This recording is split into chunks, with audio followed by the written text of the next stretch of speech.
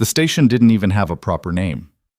There was a hand-painted board nailed above the door of the depot building, a squat, colorless structure that looked like it had been arguing with the wind for 20 years and losing, that read, "Calder Stop," in black letters so faded they were barely readable. Below that, someone had scratched into the wood with a knife. Population, don't bother counting.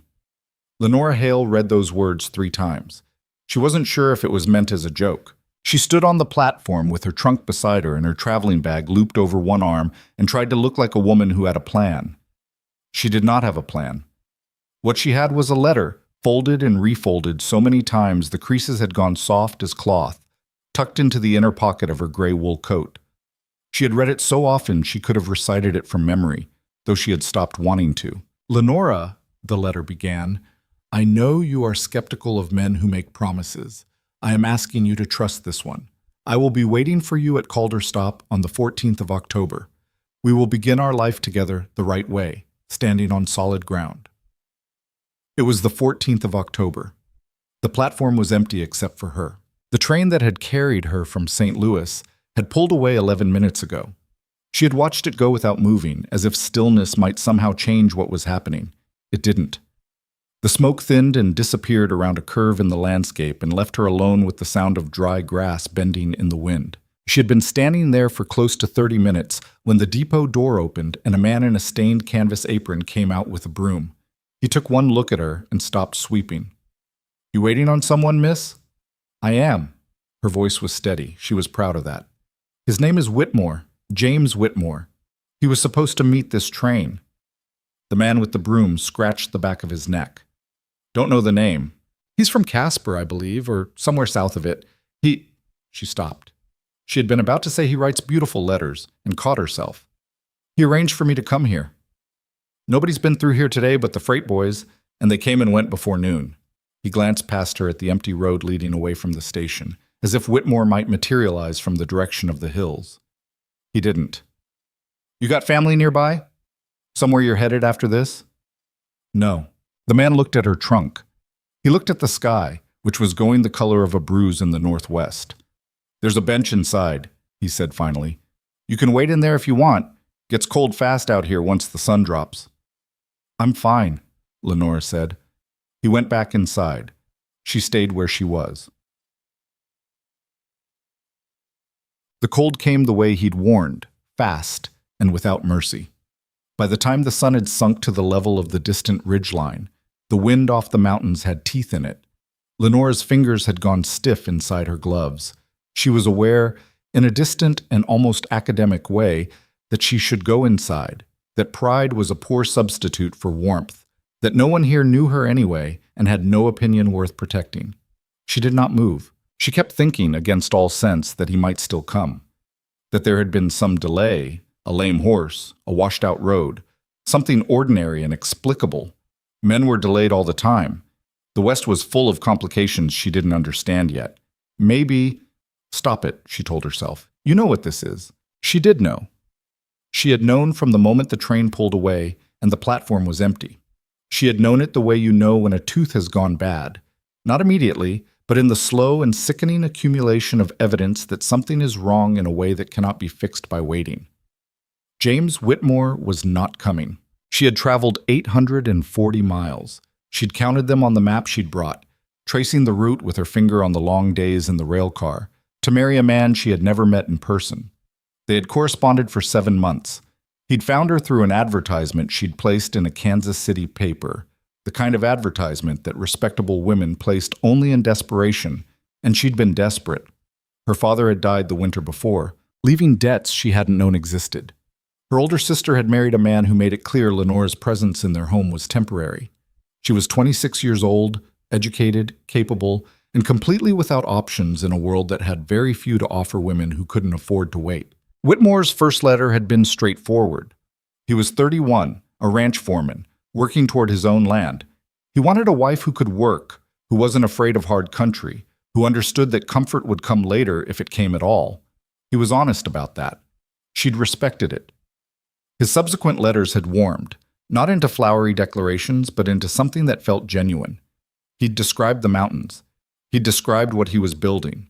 He told her about a mare he was training and the way the foal kept getting underfoot, and she'd laughed out loud reading it, alone in her sister's spare room. She had trusted him. That was the part that burned worst, not the abandonment itself, but the trust. She had been careful. She had thought she'd been careful. "You're going to freeze standing out here." The voice came from her left, low and unhurried, like a man who wasn't in the habit of raising it. She turned. He was big, was the first thing she registered. Not in the soft, thick way of men who'd grown comfortable, but in the solid architectural way of someone who did physical work every day of his adult life. He stood at the corner of the platform where the boards met the dirt road, holding the reins of a dark bay horse that stood patient and still behind him. He was wearing a heavy sheepskin coat and a hat that had been shaped by weather into something purely functional rather than fashionable. His face was roughly made, a jaw like a shelf of rock, a nose that had been broken at least once, dark eyes that were reading her with an attention that was not unkind but not gentle either. He was not from here, originally. She could see that somehow. There was something in the way he held himself, a kind of deliberate stillness, like a man who had learned through experience to take up less space than he actually occupied. "I'm aware of that," she said. He studied her for another moment. Then he looked at her trunk, then at the empty road, then back at her. "You came in on the 14:30? "I did." "Somebody supposed to meet you?" She lifted her chin a fraction. "It appears not." He didn't offer anything after that. No condolences, no questions, no commentary on what kind of man would leave a woman stranded at a frontier station in October. He just stood there, holding his horse's reins, and she got the distinct impression he was thinking through something carefully before he spoke again. "I'm riding west," he said finally. "Got a homestead about 9 miles up into the foothills. If you need a place to get out of the weather tonight, I can take you there." Lenora stared at him. "That is," she started, then stopped, trying to calibrate exactly what she was dealing with. "You're offering to take a woman you've never met to your home, offering you a roof and somewhere warm." He reached up and adjusted something on the horse's bridle without looking away from her. "You can sleep in the cabin. I'll take the barn." "Why?"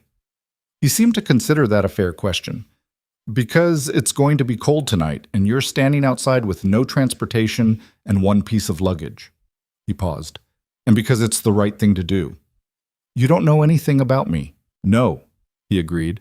"And you don't know anything about me. So we're even." She looked at him for a long moment. The wind pushed at her back. The sky to the northwest had gone from bruise-colored to something darker, and she had been in the west long enough on this trip to recognize what that meant for the weather. She was 26 years old. She had just been abandoned in a territory she didn't know by a man she'd traveled 800 miles to marry. She had $11.40 in her coat pocket, no contacts in Wyoming, and the nearest city of any size was Cheyenne, which was, she tried to remember, somewhere far to the south. "What's your name?" she said. "Bren Maddox." "Lenora Hale." She didn't offer her hand, and he didn't reach for it. "I'll need to get my trunk." "I can carry it." "I can manage." He stepped back and let her manage it. She got the trunk down off the platform and onto the road, which required 2 tries and cost her a scraped knuckle, and he watched without comment. Then he tied the trunk behind his saddle with a rope he produced from his saddlebag, working with the automatic efficiency of someone who'd loaded gear in the dark and the cold more times than he could count. "You'll have to ride behind me," he said. "Only the one horse." "I can ride." "I didn't say you couldn't." She put her foot in the stirrup and swung up behind the saddle with less grace than she would have liked. She hadn't ridden much since her father's horse was sold, and settled herself without help. Bren mounted in front of her and clicked his tongue at the horse, and they moved off the road and headed west toward the mountains. She did not look back at the platform. They rode in silence for a while. The wind was behind them now, which helped some. The road, calling it a road was generous. It was really 2 parallel ruts worn by wagon wheels, wound between scrubby hills and crossed a shallow creek bed before beginning to climb. The horse picked its way steadily. "How long have you had the homestead?" Lenora said. She needed something to do with her mind. "Going on 4 years." "Alone?" "Most of it, yeah." "That's—" She didn't finish the thought. Lonely seemed presumptuous. "That's a long time." "It's what the work requires." He said it without complaint, as a fact. "First 2 years are mostly just keeping yourself alive. Third year, you start getting somewhere. Fourth year, you can see what it might eventually become. What do you grow? Cattle, mostly. Some hay. Got about 40 head now, building toward 100. He navigated around a boulder that had rolled into the ruts. Winters up here thin the herd some. Working on better shelter for them. Where are you from originally? There was a pause before he answered. Virginia. She didn't ask anything else about that. Men who'd come west from Virginia in the years after the war tended to have reasons they'd rather leave unexamined, and asking a stranger about his reasons on the first hour of acquaintance seemed unwise. You came from St. Louis, he said. Kansas City, originally. I was living with my sister in St. Louis. She paused. I had arranged to come here and marry a man named James Whitmore. And he didn't show. No, he did not. Bren didn't say anything about that for a moment. Then, you know him personally? Only through letters. Another pause. How many letters? 32. She heard how it sounded as soon as she said it. I know how that appears. Doesn't appear any particular way to me, he said. Plenty of marriages got started on less. She hadn't expected that. You're not going to tell me I was foolish? Were you foolish? I thought he was sincere. Maybe he was, and something happened. Maybe he wasn't, and nothing happened, except his own character. Bren's shoulders moved in what might have been a shrug. Either way, what do I know about it? That was such an unexpected response, so absent of the self-righteous judgment she'd been bracing for, that she almost didn't know what to do with it. She'd been expecting pity or condescension or carefully worded advice. He'd offered none of those. He'd simply refused to have an opinion he hadn't earned. She found that obscurely more comforting than anything else he could have said. The cabin appeared out of the dusk without much warning, a low, solid structure of notched logs with a stone chimney at one end and a covered porch along the front. Behind it was a larger barn, dark-colored in the failing light, and beyond that, the land rose sharply into forested slopes that disappeared into cloud. A creek, she could hear it more than see it, ran somewhere to the north. It was not beautiful, exactly. It was too raw for that, too clearly still in the process of becoming itself. But it was solid. That was the word. Everything about it communicated the intention to stay. Bren dismounted and then, before she could stop him, reached up and put his hands on her waist to help her down. It was a practical gesture, nothing in it beyond assistance, and he stepped back immediately.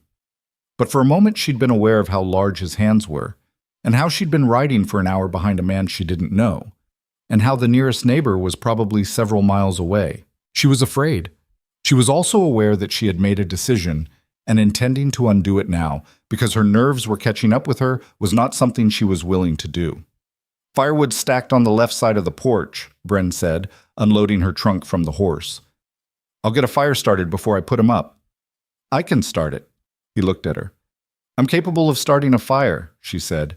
Show me where things are and then take care of your horse. He's done enough today. Something moved across his face. It wasn't quite a smile, more like the precursor of one, the possibility of it. All right, he said. Inside the cabin was one room. It was spare in the way that working spaces are spare, not from poverty, but from prioritization. A cast-iron stove in the corner, a rough-hewn table with 2 chairs, a shelf of supplies, a bedroll on a low frame against the far wall. A lantern hung from a hook by the door. A rifle was mounted above the doorframe. The floor was dirt, packed hard and swept clean. She found the tinder box and the matches in the place where practical men always kept them, near the stove, and had a fire going by the time Bren came back in from settling the horse. She was adding a larger piece of wood when he came through the door and stopped. You've done that before, he said. My father kept a farmhouse. Small operation, but we didn't have help. She closed the stove door. I'm not as helpless as I probably looked on that platform. You didn't look helpless on the platform. He was pulling off his coat. You looked like someone doing their level best not to fall apart in front of strangers. That was so precise, so exactly what she had been doing, that it stopped her for a moment. Hardest kind of brave, he added, hanging the coat on a peg. He said it matter-of-factly, not like a compliment, just like a thing he'd observed and was now reporting. Then he moved to the shelf and started pulling down things for a meal with the same unhurried efficiency he seemed to bring to everything. Gut, They ate mostly in silence. Beans from a pot he'd left on the low heat, cornbread that was several days old but still edible, coffee that was strong enough to make her eyes water slightly on the first sip. It was nothing like any meal she'd imagined having on the night she arrived in Wyoming. She ate every bite. "You can stay until you've figured out what's next," Bren said, pushing back from the table. "I'm not offering anything past that. Not asking for anything either. Just time to make a decision without a gun to your head." Lenora looked at him across the table. "What do you want in return?" "Nothing. Nobody offers nothing. I'm offering you time and a roof." He was looking at his coffee. "Somebody did something like that for me once, out of nothing but decency. Figured I owed it forward." She considered this. It was not a satisfying explanation. She was wired for suspicion in a way that 7 months of hopeful correspondence had not quite unwired, but it had the ring of something true. Not the whole story, but something real in it. "The bed," she said. "I'll sleep in the barn." "I'll sleep in the barn?" "Mr. Maddox." "Bren." "This is your home. I'll sleep in the barn." He looked at her steadily. "The barn has rats. I am not afraid of rats. There are also 2 horses, and they shift around at night. I grew up with horses." He was quiet for a moment. "There's no argument you're going to win here," he said. "I'm sleeping in the barn. It wouldn't sit right any other way, and I don't do things that don't sit right." He stood up and took his coat off the peg. "There's an extra blanket in the chest at the foot of the bed. Fire should keep through most of the night, but it'll want feeding around 3. I'll come check it before dawn if you don't want to bother." "I can feed a fire." "I know you can." He opened the door. Outside, the wind had picked up and she could smell rain coming. "Good night, Miss Hale." "Good night," she said. "And, Bren." He paused in the doorway. "Thank you." He nodded once, the way a man nods when he's acknowledged something without wanting to make a ceremony of it, and pulled the door shut behind him. She lay awake for a long time. The fire popped and settled. Outside, rain began against the roof. Not a storm, just a steady, insistent rain that came down without drama, and said nothing about stopping. She could hear the horses moving in the barn, the small shifting noises of animals comfortable in their shelter. She thought about James Whitmore. She thought about his letters, the handwriting that had been careful and deliberate, like a man who hadn't written much but wanted to do it right. She thought about the letter where he'd described the first frost coming down off the mountains, and how it looked like the land was going gray overnight, and how that should have sounded bleak, but in his telling had sounded almost beautiful. She had read that letter 4 times. She had been so certain. "You were not certain," she corrected herself. "You were hopeful. There's a difference." There was. She knew the difference. She had made a calculated risk, weighing the certainty of a diminishing life in St. Louis against the possibility of something better. The calculation had been reasonable. The information had been incomplete. Those were 2 separate things, and she would not combine them into a story where she was a fool because she hadn't been a fool. She'd been a woman with few options, making the best decision she could with what she knew. She was still in a better position than she had been in St. Louis, she told herself. She was not in debt. She was not dependent on a sister whose husband barely tolerated her presence. She was in a new territory with $11 and no prospects, yes, but she was also not trapped. That counted for something. She thought about the man in the barn. He was strange, not in a troubling way, more in the way of someone who had been alone long enough that their strangeness had calcified into simple originality. He had no performance to him. He hadn't tried to impress her or reassure her or make himself appear better than he was. He'd offered her a practical thing, shelter, time, the dignity of making her own decision, and then stepped back and let her have it without making a production of his own generosity. She had met maybe 3 people in her life who were capable of that. She fed the fire at 3 in the morning, as she'd said she would. Outside, the rain had softened to a mist. She stood in the open doorway for a moment and looked out at the darkness, the shapes of the hills visible against a sky that wasn't quite black, the small square of yellow light coming from the barn where Bren had apparently left a lantern burning. She thought, whoever abandoned me here may have done me an accidental kindness. Then she shut the door, climbed back under the blanket, and slept. Morning came gray and wet and cold, and she was up before the light had fully settled. She found the supplies on the shelf and had coffee going and cornmeal mush on the stove by the time Bren came in from the barn. He came through the door with his hair damp and hay on his jacket and stopped when he saw what she'd done. "You didn't have to— Sit down," she said. "You've been sleeping in a barn on my account. The least I can do is cook something." He sat down. He looked at the stove, then at her, then at the stove again, as if the sight of someone cooking in his kitchen was slightly disorienting. She suspected it probably was. "I've been thinking," she said, setting a bowl in front of him. About? About what comes next." She poured 2 cups of coffee and brought them to the table and sat across from him. "I have some money, not much, but enough to get myself to Cheyenne if there's a way to get to the rail line. Stage comes through Calder Stop on Thursdays," he said. "That's 5 days. I'd need to stay here 5 days. I told you last night you could stay. You told me I could stay until I figured out what was next. I'm telling you I figured out what's next. I need 5 days." She wrapped both hands around the coffee cup. "I'd like to earn my keep while I'm here. I'm not looking for charity." He looked at her steadily. "There's plenty of work." "What kind?" "Fencing's the main thing. I've got a section of lower pasture where the line posts have been going soft in the ground, need to be reset before winter. There's also the garden that needs clearing before frost kills everything, and the root cellar needs restocking. I can do all of that." He picked up his spoon. "You ever reset a fence post?" "No, but I know how to use a shovel, and I'm not afraid of heavy work." He looked at her in that steady reading way he had, not skeptically, just evaluating. "All right," he said. "We'll start after breakfast." They ate. Outside, the mist thinned to nothing, and the sky began slowly to clear. Through the single window of the cabin, Lenora could see the mountains above the tree line, the upper slopes dusted with snow that hadn't been visible through the clouds yesterday, hard and white against a sky that was going, incrementally, from gray to blue. For the first time since the train platform, she felt something that wasn't dread or shame or the forced numbness of someone simply getting through the next hour. She felt something sharper and less comfortable than either of those. She felt interested. Cham. The fence line was a quarter-mile walk from the cabin, down through a stand of aspens whose leaves had mostly gone to gold and were beginning to drop. She carried the post driver, a heavy iron thing, and he carried the digging bar and a coil of wire, and they walked without talking much. "How do you know which posts need resetting?" she asked as they reached the first section of fence. "Push on them." He demonstrated with the nearest post, a weathered piece of timber that wobbled visibly.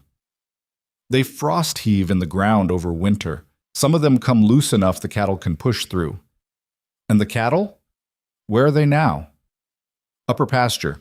I run them down to the lower for winter, where it's more sheltered." He was already digging around the base of the post with the bar, working it into the compacted earth. "Move them down in the next few weeks." She watched how he did it. The angle of the bar, the rocking motion to break the frozen crust. And when he moved to the next post, she took the bar and tried to replicate it. She was not as strong as he was, and the bar was heavier than it looked, and the first few attempts accomplished less than she intended. She adjusted her grip and her stance and tried again. Better. Bren watched without comment for the first few minutes. Then, "Lean into it more. Use your weight, not your arms." She tried it. The bar went in cleaner. "There," he said, and moved on. They worked through the morning. It was hard work in a way she found almost luxurious, the kind of hard that was entirely physical, that left no room in the mind for anything but the task immediately in front of you. The cold helped. The smell of the earth helped. By mid-morning, her back ached and her hands were sore through her gloves, and she had reset 11 fence posts and she felt, improbably, fine. Bren had reset twice as many. She didn't bother resenting it. He'd been doing this for 4 years and she'd been doing it for 2 hours. The ratio seemed about right. They broke for water at midday, sitting on a fallen aspen at the edge of the pasture. The sky had cleared fully and the mountains were vivid above them, improbably close-seeming in the clear air. "You said you grew up on a farm," Bren said. "Small one. Western Missouri. Corn, mostly, and a kitchen garden. My father believed in everyone doing everything. Didn't matter if you were a girl."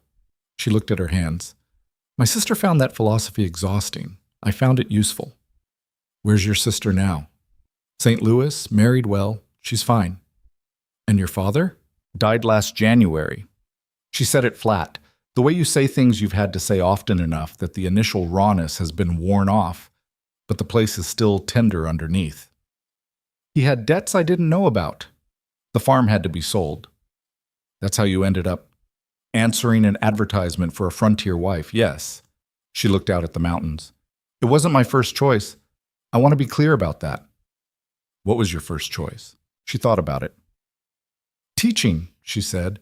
I taught at a school outside Kansas City for 2 years, but the position was taken by a man when he came back from... She stopped. When a position that had been held by a man became available again, they gave it back to him, and there wasn't another school in the district that needed a teacher. She paused. I was good at it, the teaching, but it didn't matter. Bren didn't say anything for a moment. Then, you'd have stayed in Kansas City if you could. If I could, yes. She pulled at the bark of the aspen. Instead, I'm in Wyoming resetting fence posts for a man I met yesterday. Life takes unexpected routes, he said. That's one way to describe it. He almost smiled again. She could see it happening in the lines around his eyes, even when his mouth didn't follow through. You're doing good work, he said. On the fence. You pick things up fast. I don't like to do things wrong if I can help it. I noticed. They went back to work. By the end of the second day, she had established a rhythm.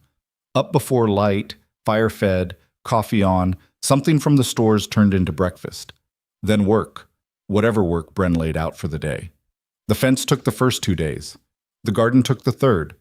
She'd never cleared a kitchen garden for winter, but Bren showed her what needed to come up and what could stay, and she worked her way down the rows while he repaired the garden's stone border, which had been slowly collapsing on the eastern side. She found a row of carrots still in the ground, healthy and cold, and so orange they looked painted. She pulled them up and brought them inside and made a soup that night that was better than anything either of them had been eating. Bren tasted it and was quiet for a moment. What? She said. It's good. You don't have to sound surprised. I'm not surprised. He took another spoon. I just haven't had somebody else's cooking in a while. How long? He thought about it. 2 years, maybe more. She looked at him across the table. 2 years alone up here? I get to town. I'm not a hermit. That's not the same thing. He set down his spoon. No, he said. It's not. He said it without self-pity, just as an acknowledgement. It was a choice I made to come out here. The solitude came with the territory. He picked the spoon back up. This is very good soup. She let it go. The fourth night, she couldn't sleep. She lay listening to the creek and thinking about Thursday. The stage. Cheyenne. What came after Cheyenne? She had $11. In Cheyenne, she tried to work out the math. A train back to St. Louis would cost more than she had. She could look for work in Cheyenne itself, but she had no contacts there and no references that would travel. She could write to her sister and ask for money, which was the last thing she wanted to do and which her brother-in-law would certainly use against her for the rest of her life. She stared at the ceiling. The frontier, she was beginning to understand, did not care about the plans you'd made before you arrived in it. It simply presented you with what was in front of you and invited you, or forced you, to respond. What was in front of her right now was a solid cabin, 5 days of honest work, and the most genuinely decent man she'd encountered in, she tried to count backward, longer than she liked to admit. She got up and sat by the stove with the last of the evening's warmth still coming off it and tried to think clearly. The thinking kept catching on the same point. She had come west to build a life, not to retreat. Going back to St. Louis was retreat. Going to Cheyenne with $11 and no plan was a different kind of retreat. What would you stay for? She asked herself. Not for Bren, she didn't know him well enough for that. For herself. She was capable. She was learning fast. She was not afraid of the work. There was land available here. She'd heard about the Homestead Act, vaguely, free land to anyone who would work it and improve it. She knew nothing about how that actually worked in practice, but she knew someone who might. She put more wood on the stove and went back to bed. In the morning, she asked him, "The homestead claims," she said over breakfast. "How does a person file one?" Bren put his cup down slowly. He looked at her the way he looked at things he was taking seriously, with his full attention, not distracted, not dismissing. You file at the land office in town, he said. Calder's too small. Nearest one's in Mineral Springs, about 18 miles east. You pay a filing fee, $14. I have 11. And then you've got 5 years to improve the claim. Build a structure, clear some land, work it. At the end of 5 years, you've proved it up. The land's yours. $14, she said. There are ways around the fee if you qualify for certain provisions, but I'd have to look into the specifics. She was quiet for a moment. Would there be land available near here? He was very still. Probably. I've not filed the sections north and west of my line. Didn't have the resources when I started and haven't revisited it. He paused. You're thinking about staying. I'm thinking about building something of my own. She met his eyes. Not here. Not on your claim. Something that belongs to me. He looked at her for a long time. Outside, a woodpecker was working at something on a nearby aspen. She could hear it, methodical and persistent. The stage comes through tomorrow, he said. I know. You could still go to Cheyenne, figure something out from there. I could. She wrapped both hands around her cup. Or I could figure something out from here, where I already know how to reset a fence post and clear a garden and where the creek is. Something shifted in his expression. She couldn't have named it exactly. Relief, maybe, though that seemed like too much. Or something quieter, the simple recognition of a thing he hadn't anticipated and was now reconsidering. I've got $3 I can lend you, he said finally. For the filing fee. You can pay it back when you're able. That's... She stopped. You've already done enough. I know. This is more. He picked up his cup. I'm not doing it to oblige you to anything.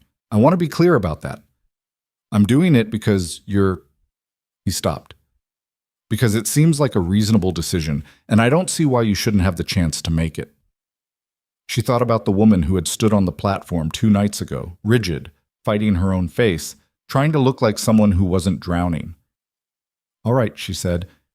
Thank you. I'll pay it back. I know you will. He sounded certain about that. She was not entirely sure why, but she found it steadying. The particular quality of being known by someone who had no reason to give you the benefit of the doubt and had chosen to anyway. Outside, the woodpecker knocked and knocked at the aspen, patient and sure of itself, making a place in the wood by the simple persistence of showing up every day and doing the necessary work. She understood something about that bird, she thought. She was starting to understand something about this country, too. The stage came through Thursday afternoon. She watched it pass from the fence line where she was working. She'd found another loose post that morning and hadn't wanted to leave it, and she felt the moment it went past, felt the choice solidify behind her like ground freezing. She did not run after it. She did not feel much like running after anything. She drove the post back into the repacked earth and tamped it down solid and tested it with both hands. It held. She moved on to the next one. The mountains were clear above her, hard-edged in the cold afternoon light, and the air tasted of coming snow. And somewhere behind her, the cabin sat low and solid among its trees, with smoke coming from the chimney where Bren had let the stove run before coming out to help her. Whoever abandoned me here may have done me an accidental kindness. She had thought that in the dark of her first night, half convinced and not entirely sure of anything. Now, tamping down earth around a fence post in a meadow in the Wyoming territory, watching the stagecoach disappear in the direction of Calder Stop, she thought it again, and this time she believed it. She picked up the post driver and went to work. The filing fee came to $13.70. Bren discovered this on the Monday after the stage had passed, when he rode into Mineral Springs to look into the specifics he'd promised to investigate. He came back with a copy of the relevant regulations folded in his coat pocket and set them on the table that evening without comment.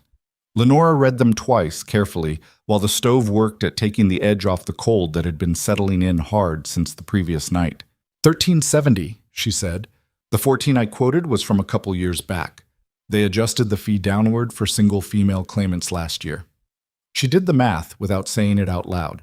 $11.40, plus $3 Bren had offered to lend her. $14.40. $13.70 for the filing fee. That left her 70 cents. 70 cents to start a life on. She put the papers down and looked at the fire for a moment.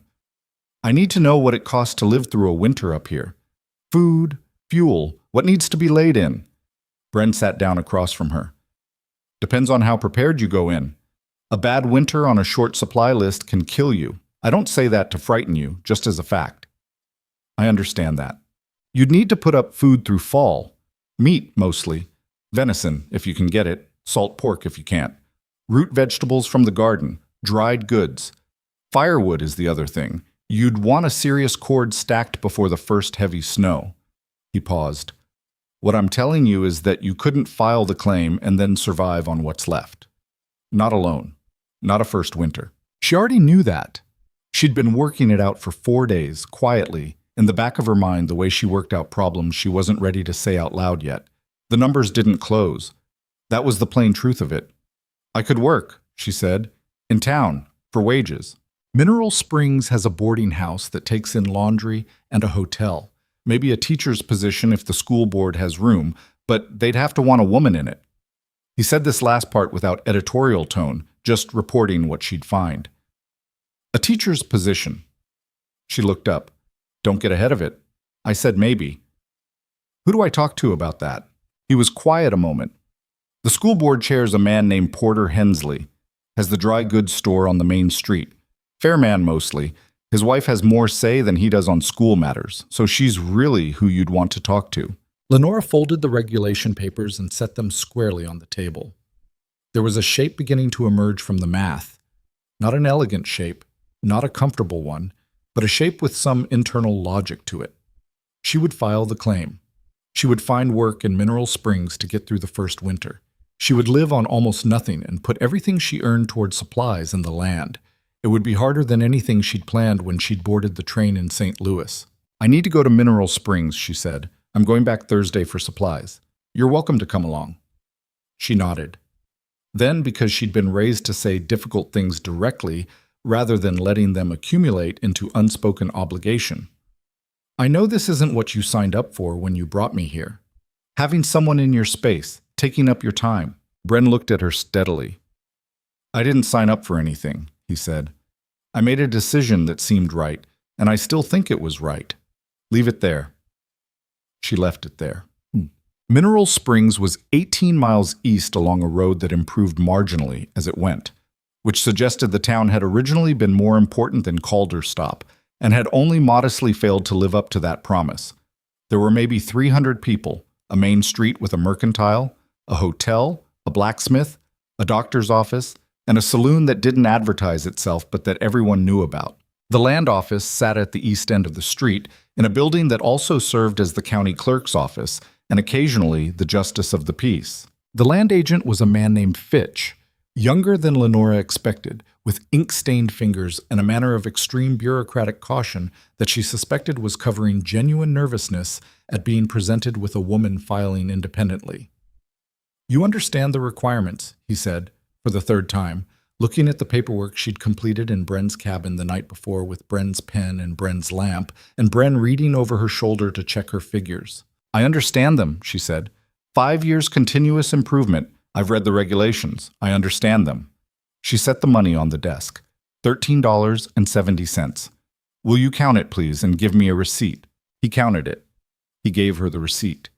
He showed her on the survey map the parcels she'd selected, the sections north and west of Bren's existing claim, just as they'd discussed. 160 acres of mixed meadow and timber slope with creek access on the northern boundary. She walked out of that office with a folded receipt in her coat pocket and stood on the boardwalk in the cold October air and felt something she couldn't immediately name. Not joy, exactly. The situation was too uncertain and the road ahead too unclear for joy. Something more structural than that. Something like the feeling of having laid the first course of stones for a foundation. Not comfort, but the beginning of the right kind of work. Bren was waiting with the wagon outside the mercantile. He looked at her face when she came out and said nothing. Done, she said. All right. She climbed up onto the wagon seat. Now I need to talk to a man named Porter Hensley. Adelaide Hensley was not what Lenora had expected from a dry goods merchant's wife on the Wyoming frontier. She was a small, sharp woman of about 50, with silver-streaked hair and the assessing eyes of someone who had been evaluating people's credibility for a long time and had developed a reliable method. She came out from behind the counter when Lenora introduced herself and took her by the elbow, not rudely, just efficiently, into the back room, where a pot of tea was apparently always in some state of readiness. "Sit," she said. "Tell me about yourself. Not the pretty version, the real one." Lenora told her. She told it straight. Kansas City, the school, the position lost, the debts, the correspondence with Whitmore, the abandonment at Calder Stop, the claim she'd just filed. She left out nothing that was relevant and added nothing that wasn't. Adelaide listened without interrupting. When Lenora finished, she poured the tea with the brisk movements of a woman who made her decisions quickly once she had the information she needed. "You've taught before," she said.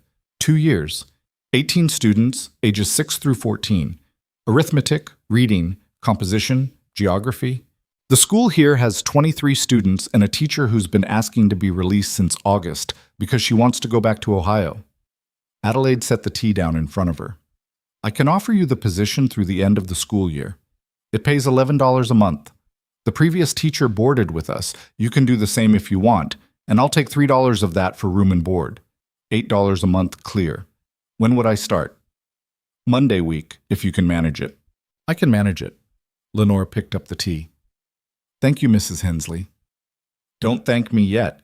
These children have been through 3 teachers in 2 years, and they've learned every bad habit available to them. You'll earn your pay." Adelaide sat down across from her with her own cup. "Now, you're staying at Bren Maddox's place."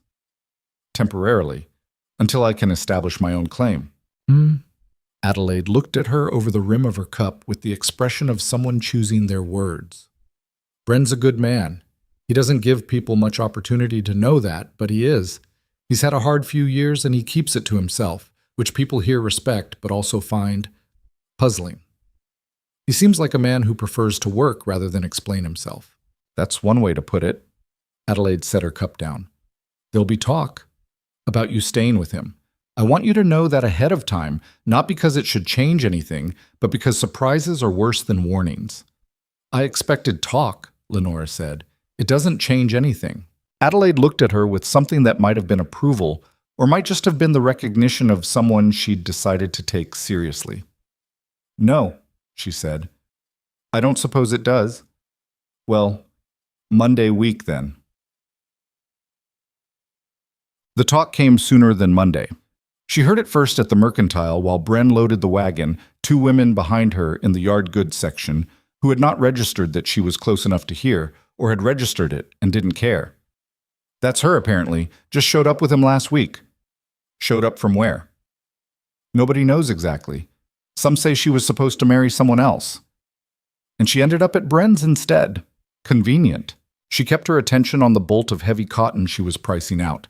She needed fabric for the winter, that was the practical reality, and did not turn around. Her jaw was tight. She made it relax. "You'd think he'd know better, bringing a strange woman home." "Oh, I don't know. He's been up there alone long enough. Maybe he's not so particular." She set the fabric bolt back on the shelf. It was more than she could afford anyway, and walked out of the store. Bren was outside loading the wagon. He took one look at her face and the set of her shoulders and asked, "What happened?" "Nothing." She started helping with the boxes. "Gossip. I was warned to expect it." He was quiet for a moment. "What did they say?" "Nothing I haven't heard worse versions of." She took one end of a heavy crate and helped him swing it into the wagon bed. "It doesn't matter. It matters if it's making your life harder. Things that make my life harder are not automatically things that matter." She straightened up and pushed a loose strand of hair back under her hat. "I'm going to be here a while. People are going to think what they think until the evidence suggests something different. I'd rather give them better evidence than argue with their assumptions." He looked at her with that steady attention he brought to things. "That's a reasonable approach. I'm a reasonable person." She climbed up onto the wagon seat. "Mostly." The corner of his mouth moved. She was getting better at reading that particular expression. "Ready to go back?"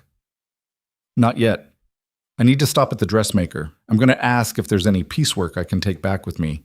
Every dollar I can add before winter helps." He pulled himself up onto the seat beside her. "Lenora." She looked at him. "For what it's worth," he said, "anybody in this town who knows me for more than 5 minutes knows that what those women are assuming isn't the situation." She considered that. "And the ones who don't know you for 5 minutes?" "They'll learn," he said, "or they won't." Either way, their opinion of me isn't the kind I lose sleep over. She looked at him for a moment longer than she intended to. Then, good. Neither is mine of me. She clicked her tongue at the horses. Let's go to the dressmaker. She moved into the Hensley boarding room on the Sunday before she started teaching.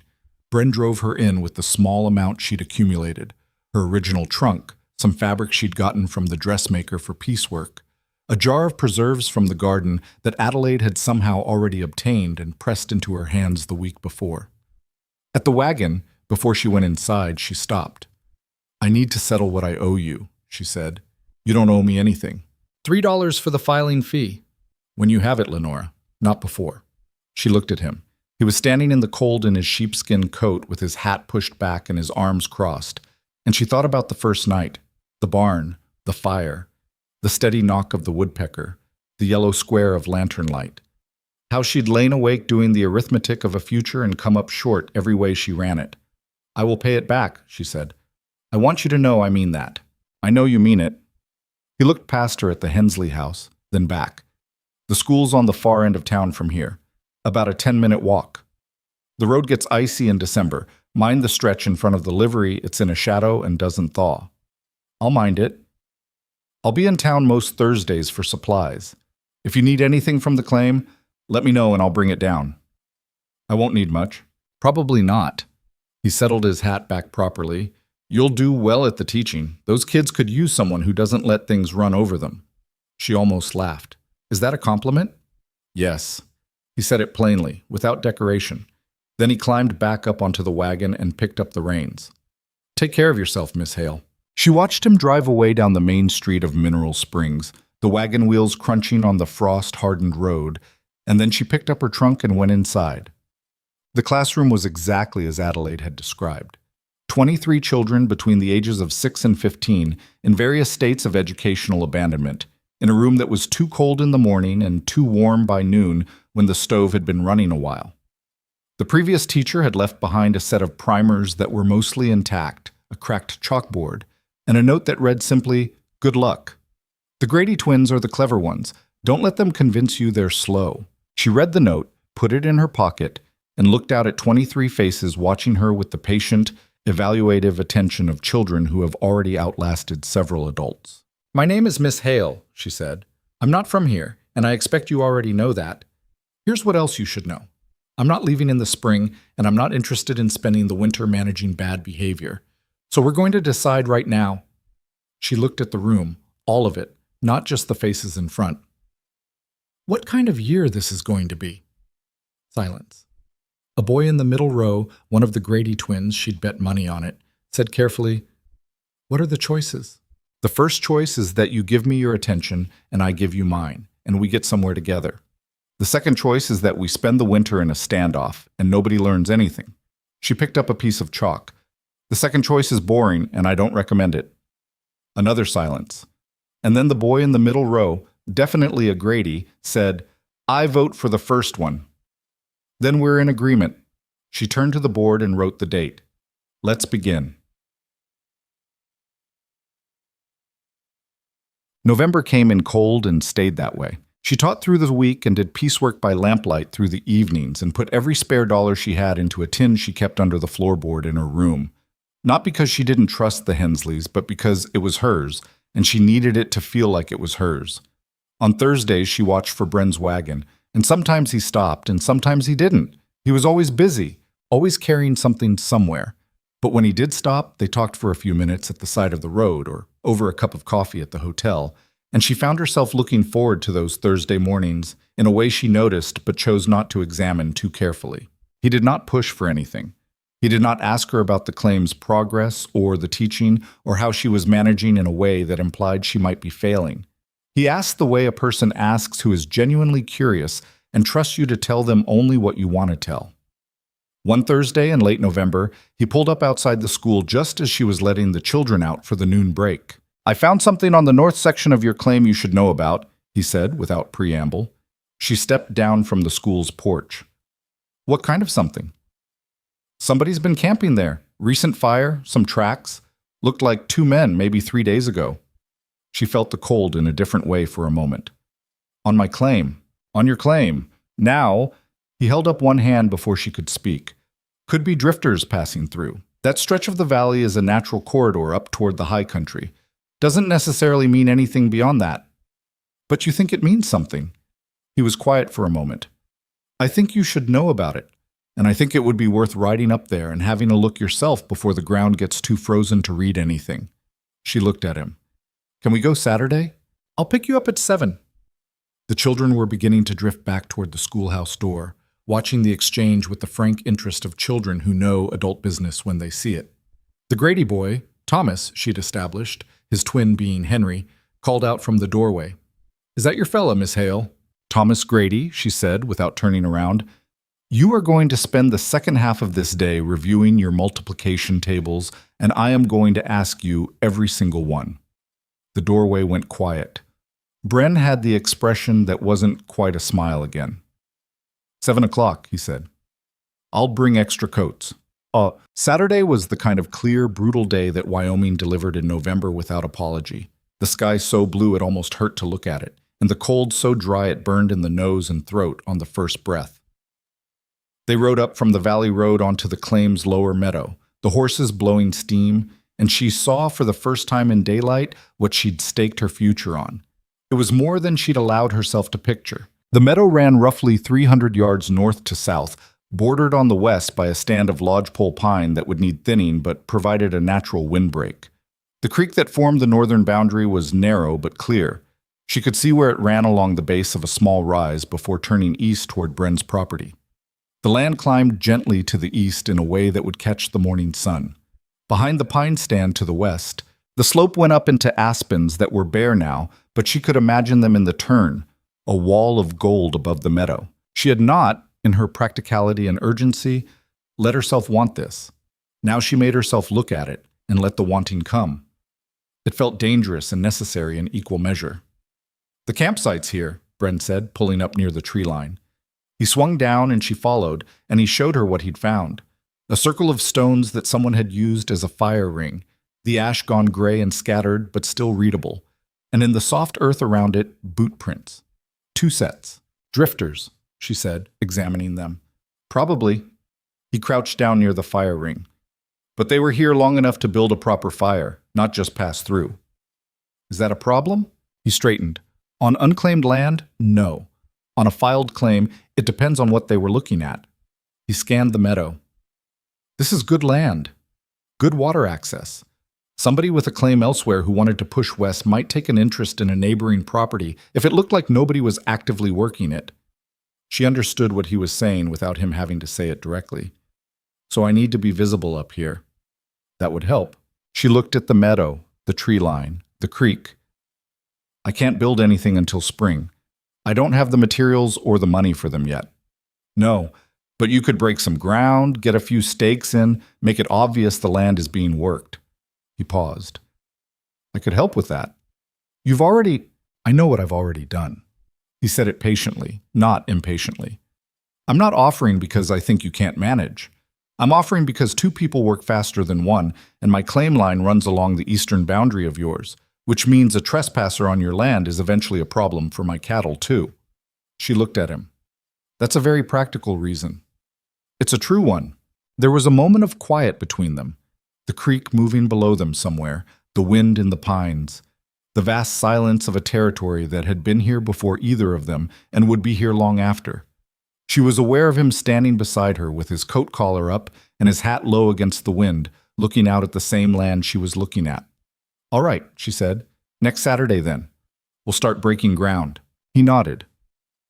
They rode back down in the late afternoon light with the shadows of the hills going long and blue across the snow, and she felt the shape of the future solidifying around her in a way she had not permitted herself to feel since the day she'd boarded the train in St. Louis. It was not secure. It was not certain. The numbers still didn't close all the way, and the winter was still coming, and there were 2 strangers' boot prints on her land that might mean nothing or might mean something she'd have to deal with later. But beneath all of that, under the cold facts and the incomplete math, there was something harder and more durable than any of those complications.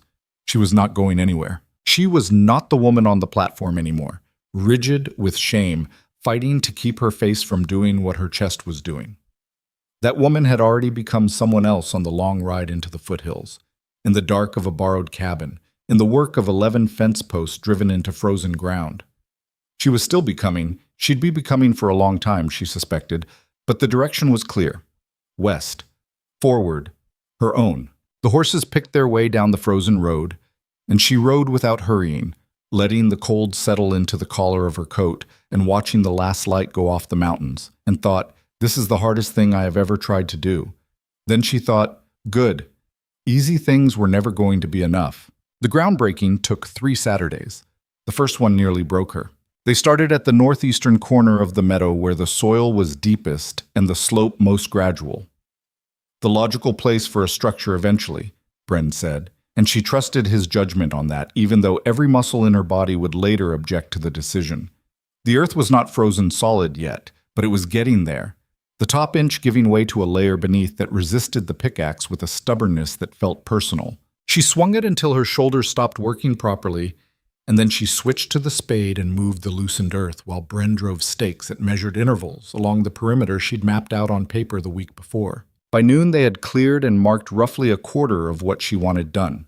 She sat on a log at the edge of the tree line, eating the cornbread she'd wrapped in cloth that morning, and looked at what they'd accomplished. It was not impressive to look at. Some broken ground, some sticks in the earth, but it existed where nothing had existed before, and that counted. Your hands are bleeding, Bren said. She looked down. The right palm, where the wooden handle of the pickaxe had rubbed through her glove during the last hour, had gone raw. She hadn't noticed. Or she had noticed and had filed it away as something to deal with later, which amounted to the same thing. I've got a spare pair of gloves in the saddlebag, he said, already moving toward the horses. I'm fine. Lenora. He said it with a patience that had a small amount of exasperation underneath it, just enough to be honest. Infected hands in January on the frontier is not a situation you want to be navigating. Take the gloves. She took the gloves. They were too large for her, made for his hands, and she had to fold the fingers back to grip the spade properly. She did not complain about this. Bren watched her do the folding without comment, which she appreciated. By the end of the 3rd Saturday, they had broken the ground on a plot 40 feet by 30, large enough for a one-room cabin with a root cellar beneath the eastern end. The stakes were in, and the boundary was visible. It looked, from a certain angle, like intention. That was enough for now. December came and the snow with it, and the claim went dormant under 18 inches of white that erased everything except the stakes, which she'd cut tall enough to show above a reasonable snowfall.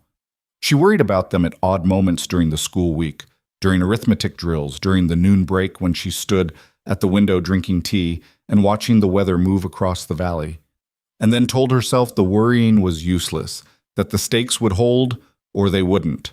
That spring would come whether she spent the winter anxious or not. She was a reasonably practical woman. She did not always win arguments with herself about practicality. The school term was going better than she'd hoped. The Grady boys had turned out to be exactly what Adelaide had said, the clever ones. And once she'd figured out how to point that cleverness towards something other than disruption, they'd become useful allies in keeping the room's attention. A girl named Clara Rush, 12 years old with a serious face and an aptitude for figures that made Lenora actively glad, had become her best student. She thought about Clara sometimes, when she lay awake at night, what the girl might do if she had the opportunities that the frontier was not particularly in the habit of offering its daughters, and what small things Lenora might be able to do to improve those odds. On the last Thursday of November, Bren had stopped outside the school as usual and handed her an envelope through the wagon window. "What's this?" she said. Letter came to the post office addressed to Lenora Hale at Calderstop. Fitch at the land office held it for me since he thought I'd know where you were. She looked at the handwriting on the front of the envelope, and her stomach did something unpleasant. She knew that handwriting. "Who's it from?" Bren said. Then reading her face, "You don't have to answer that. It's from Whitmore." She said it flat and clear, the way she'd learned to say difficult things. "James Whitmore." Bren was quiet for a moment. "You don't have to read it. I know that." She turned the envelope over in her hands. The seal was intact. He'd used wax, which she'd thought was a careful and considered touch the first time she'd received one of his letters, and now thought was just a man who owned a wax seal. I'm going to, though. I need to know what he thinks happened. What he thinks happened. Whether he has a story. Whether he thinks an explanation changes anything. She put the envelope in her coat pocket. It won't change anything, but I need to know anyway. She read it that evening by lamplight in her room at the Hensley house. It was a long letter, 4 pages in his careful, deliberate hand, and it contained, in essence, a horse had gone lame, a bridge had washed out, a series of compounding delays that he framed as a catastrophe of circumstance rather than a failure of will. He was sorry. He hadn't been able to get word to her in time. He was asking if she would consider if the position was still... She stopped there. She read the sentence again. If the position is still available. She sat with that for a long time. The lamp burned. Outside, the December wind worked at the eaves of the Hensley house. She thought about the platform. She thought about the 11 minutes she'd stood there watching the train disappear. She thought about the woman who had driven fence posts into frozen Wyoming ground until her hands bled through a stranger's oversized gloves. Then she took out her writing materials and wrote back. It was a short letter. She told him she wished him no specific harm. She told him she had filed a land claim and begun her life in Wyoming, and that the position, as he'd put it, was not available. Had not been available, in fact, since approximately the moment she'd watched the stage pass through Calder Stop, and felt nothing but a strange, clean sense of relief. She wished him well in his endeavors. She was not angry, she wrote, because anger required a future she could no longer be bothered to imagine for the two of them. She sealed it with the plain flap of the envelope. She owned no wax seal, and left it with Adelaide to post in the morning. She slept better than she had in weeks. January was the test, not of the claim, which was buried and waiting, but of her. The winter in the mountains was not the kind of cold she had read about or imagined. It was the kind of cold that had a physical weight to it, that got into the building through cracks she couldn't find and settled in the corners of the room and didn't leave. Adelaide kept the boarding house well heated and well supplied, and the school had a stove that worked most of the time. But the walk between them, even the 10-minute walk, on the mornings when the temperature had dropped to the kind of numbers that felt theoretical until they were in your lungs, was something she had to actively talk herself through. She did not tell anyone she was struggling. This was a choice she recognized was not entirely healthy, but was the choice she was going to make, because the alternative, being seen to fail at the winter by the people who'd been watching since October to see if she'd fail, was worse than the cold itself. What she did instead, she walked faster. She wore every layer she owned. She bought wool from the mercantile and spent her evenings sewing additional lining into her coat. She traded an hour of Clara Rush's tutoring for the girl's mother's recipe for a tallow-based hand salve that kept the skin from cracking. She asked questions of Adelaide, of the other women she passed time with now, of anyone who had survived multiple Wyoming winters and seemed willing to talk about it. And she listened to every answer and wrote the useful ones down in a small notebook she kept in her coat pocket. She was not going to let this country beat her. That was the plain truth of it. She was not built for defeat, or rather she had the usual human capacity for collapse.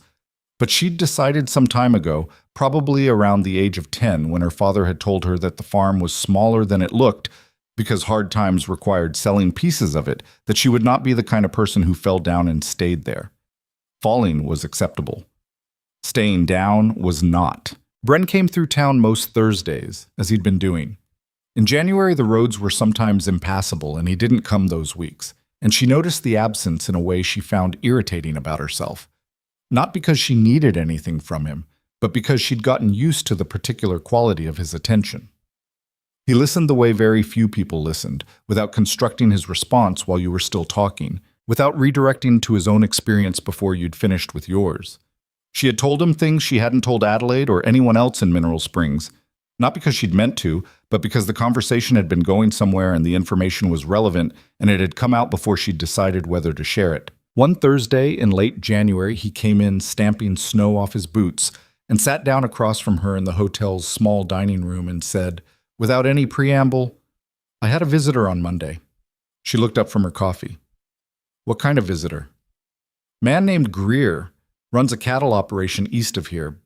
Bigger one. He came to talk about buying the northeast quarter of my claim, the section that runs along your northern boundary." She set her cup down. What did you tell him? Told him it wasn't for sale. He pulled his coat off. But he was asking about the property north of mine as well.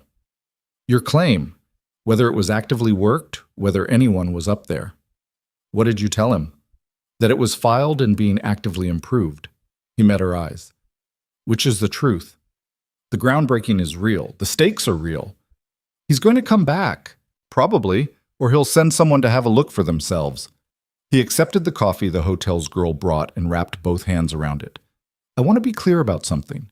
I'm not trying to manage your situation, but I think you should know about this. I know you're not trying to manage it.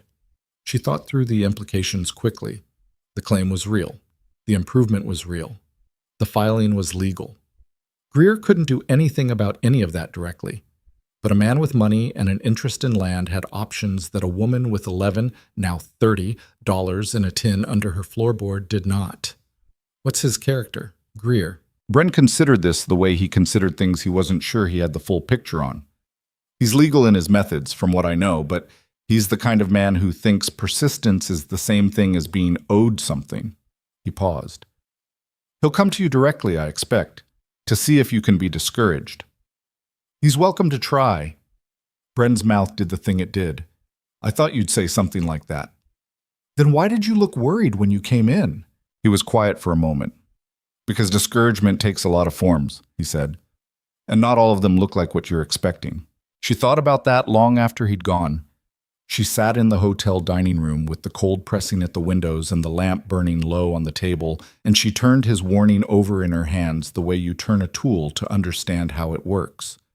He wasn't trying to frighten her. He wasn't even trying to help her. Not exactly.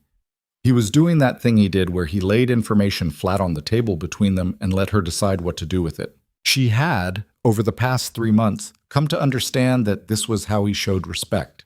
By not making decisions for her. By assuming she could handle the true version of things. Most people did not do that. She was grateful for it in a way she found difficult to articulate without it sounding like more than she meant it to. Greer came to the school on a Wednesday afternoon in February, 2 days after she'd sent the children home and was alone in the classroom, grading arithmetic papers. He was not what she'd expected. He was mid-40s, well-dressed for the territory, with the manner of a man accustomed to being the biggest interest in any given room. He introduced himself pleasantly, took the chair she offered without waiting to be told to sit, and told her he admired what she was doing. The teaching, the claim, the ambition of it all. Thank you, she said. She kept her pen in her hand. She did not put the papers away. It's a hard road for a woman on her own up here, he said, particularly that northeast stretch. The soil's thinner than it looks. I've had crews through there, and the winter access is rough. You'd be looking at, 3 to 4 months a year where you can't get up there at all. I'm aware of the access challenges, she said. The creek floods in spring, does real damage to anything built in the lower meadow. He was watching her face the way a man watches a face he thinks he can read. I don't say any of this to discourage you. I say it because I'd like to make you an offer that would let you walk away with something meaningful before you've put too much more of yourself into it. She set her pen down. How much? He named a figure. It was enough to live on for a year if she was careful. It was not enough to replace what the land represented. Not the dollar value of it, but the other kind. No, she said. He blinked. He'd been expecting negotiation. She could see it. He'd expected her to counter, to push the number up, to have a price that could be found with enough patience. He hadn't expected a flat refusal without a pause. Miss Hale, Mr. Greer. She picked the pen back up. I appreciate that you came in person. That's a courtesy, and I recognize it as one. But the claim is not for sale. It was not for sale last week when you were asking Bren Maddox about it, and it won't be for sale next week or the week after. She looked at him steadily. I understand the challenges of the land. I am, as you noted, the person who has been working it. He looked at her for a long moment. The pleasantness in his face didn't disappear exactly. It recalibrated. You might find it harder than you think to get neighbors to cooperate once you've started building. Fencing, water rights. There are a lot of ways a claim can become more complicated than the survey map suggests. She heard the shape of that. Not a threat. Too careful for that. She suspected he'd been careful about such things his whole life. But something adjacent to it. a reminder that the world contained people with more leverage than she had. "I expect you're right about that," she said. "Things that are worth having are usually complicated." She returned to her arithmetic papers. "Thank you for coming by, Mr. Greer. I'll show you out." He left. She sat very still for 30 seconds after the door closed, waiting to see if her hands would shake. They didn't, quite, though they wanted to. She pressed them flat on the desk and breathed through the aftermath of the confrontation, and when it passed, she picked up her pen and went back to Clara Rush's long division. That evening, she wrote to the county land office and requested documentation confirming the active status of her claim, the ground improvements, and the filing date. She wrote clearly and precisely and used every legal term she'd learned from Bren's regulations document. She sent the letter the next morning. 3 weeks later, she received confirmation in the mail. She folded it with the receipt from Fitch and kept both in the tin under the floorboard with the money. And she told Bren about the visit the following Thursday. She told it straight, the way she'd told Adelaide about her history. Not the version that made her look braver than she'd felt, but the actual version, including the 30 seconds after Greer left when she'd pressed her hands on the desk and breathed. When she finished, Bren was quiet for a moment. "You handled it right," he said. "I know. The documentation was the right move. I know that too." She looked at him across the table. "I'm not telling you because I need reassurance. I'm telling you because you warned me and you deserve to know you were right." He looked at her with that expression she'd spent the winter learning to read. Not quite open, not quite closed, somewhere in the middle where a person lives when they've been alone enough to become careful about showing themselves. "What are you planning to do about the building? You said spring."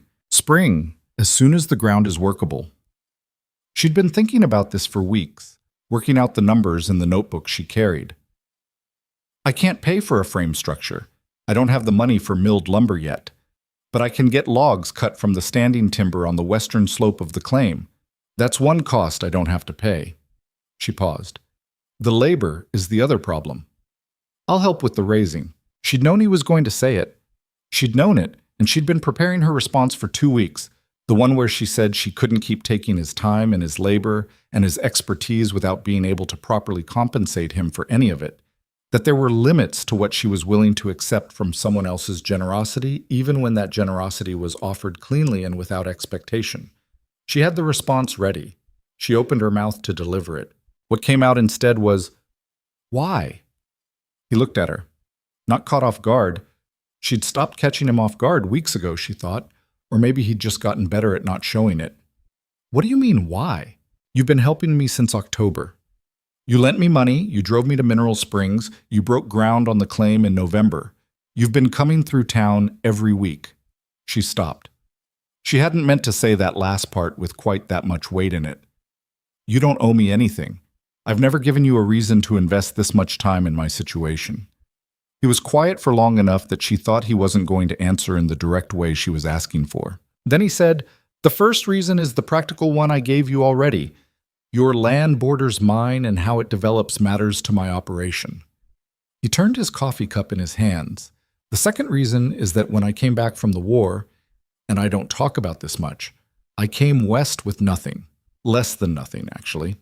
A man in the territory, older, gave me a season's work and a fair wage and didn't ask me a single question about where I'd been or what I'd done. Just took what he could see in front of him and made a decision based on that." He paused. "I've been trying to be that kind of person since." She sat with that for a moment. "And the third reason?" He looked at her directly. "I think you already know the third reason." The dining room of the hotel was not busy at this hour. 2 men at the far table, the girl clearing dishes from the noon meal. Outside, February was doing what February did, which was try to convince you that spring was a thing you had invented. The lamp on their table was the steadiest thing in the room. She did know. She had been knowing for some time, in the careful sideways manner of knowing something you're not ready to look at directly. It wasn't a simple thing. It wasn't the letter-writing warmth she'd mistaken for something real with Whitmore, the comfortable paper version of a person. It was more uncomfortable than that, less defined. Built out of fence posts and borrowed gloves and 30-second silences and a man who reported the true version of things and then stood back and let her decide. "This is complicated," she said. "Yes," he agreed. "I'm not in a position to..." She stopped. I'm trying to build something. I have to be focused on that. I can't afford to be. I'm not asking you to be anything. His voice was steady. I'm not asking for anything, Lenora. I'm just not going to pretend the third reason doesn't exist. She looked at him. The truth of him, the rough and imperfect and entirely honest truth, sat across the table from her with its coffee going cold and its coat on the back of the chair, and she thought, this is nothing like what I thought I was coming west for. She also thought, some things are better than what you planned. Help me raise the cabin, she said finally. In the spring. I'll pay you back in labor, whatever needs doing on your claim that I can do. That's fair, he said. It's business, she said. It stays business. All right. I mean it. I know you do. He picked up his coat. I'll start looking at the timber on the slope next time I'm up that way. Figure out what we can cut. She watched him pull on the coat. Bren, he paused. The third reason, she said, I know it. I'm not saying it doesn't. She stopped again, frustrated with herself for not having the language for this that didn't sound like either too much or too little. I'm saying I need more time. He nodded, just once, the way he nodded at true things. You've got all the time there is, he said, and walked out into the February afternoon. Spring came the way it always does in the mountains, not all at once, but in arguments, warm days that retreated into cold snaps, melt that refroze overnight and made the roads treacherous, then genuine thaw that turned the meadow on her claim into a shallow lake for 2 weeks before draining into the creek that ran, as Greer had said, high and fast and slightly dangerous.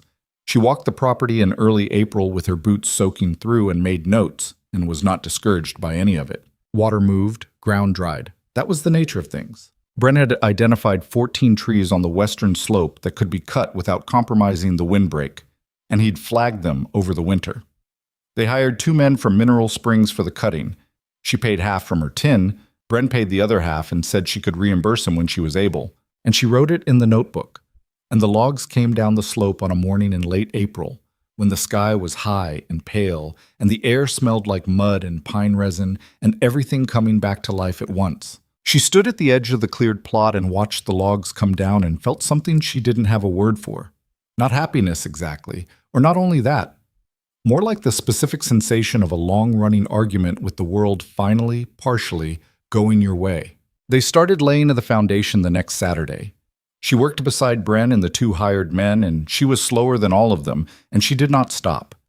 By the end of the day, the first course of logs was down, notched, and fitted at the corners the way Bren showed her, and the shape of the cabin existed in the physical world rather than only in the notebook and her head. She sat on the first course of logs at the end of that day with her hands wrapped around a canteen and looked at what they'd done. And she thought about the woman at Calder's Stop, rigid and cold and alone, fighting to keep her face still. And she thought, look what you became instead. The mountains were still above her, indifferent and permanent and vast. The creek ran. The aspens on the slope were coming back into leaf, pale green in the early evening light. She was not done. She was not close to done. But the walls were rising log by log out of the Wyoming ground, and they were hers. The cabin walls were at chest height when Evelyn Maddox arrived. Lenora didn't know about her until a Tuesday in May when Bren came up the slope to the claim with 2 horses instead of 1, and the woman riding the second horse was clearly a Maddox. The jaw was the same, that shelf of rock quality, and she had the same way of sitting a horse as if the animal were an extension of a decision she'd already made. She was somewhere around 30, lean and brown from weather, with dark hair tucked in under a practical hat, and eyes that moved across the claim site with an inventory-taking speed that reminded Lenora of Adelaide Hensley, though the resemblance ended there. Lenora was on top of the south wall fitting a log when they rode up. She came down the notched climbing pole, a rough thing Bren had rigged for the purpose, barely adequate, and landed in the dirt and pushed her hair back and looked at the woman on the horse. My sister, Bren said. Evelyn, she's coming to stay a few weeks.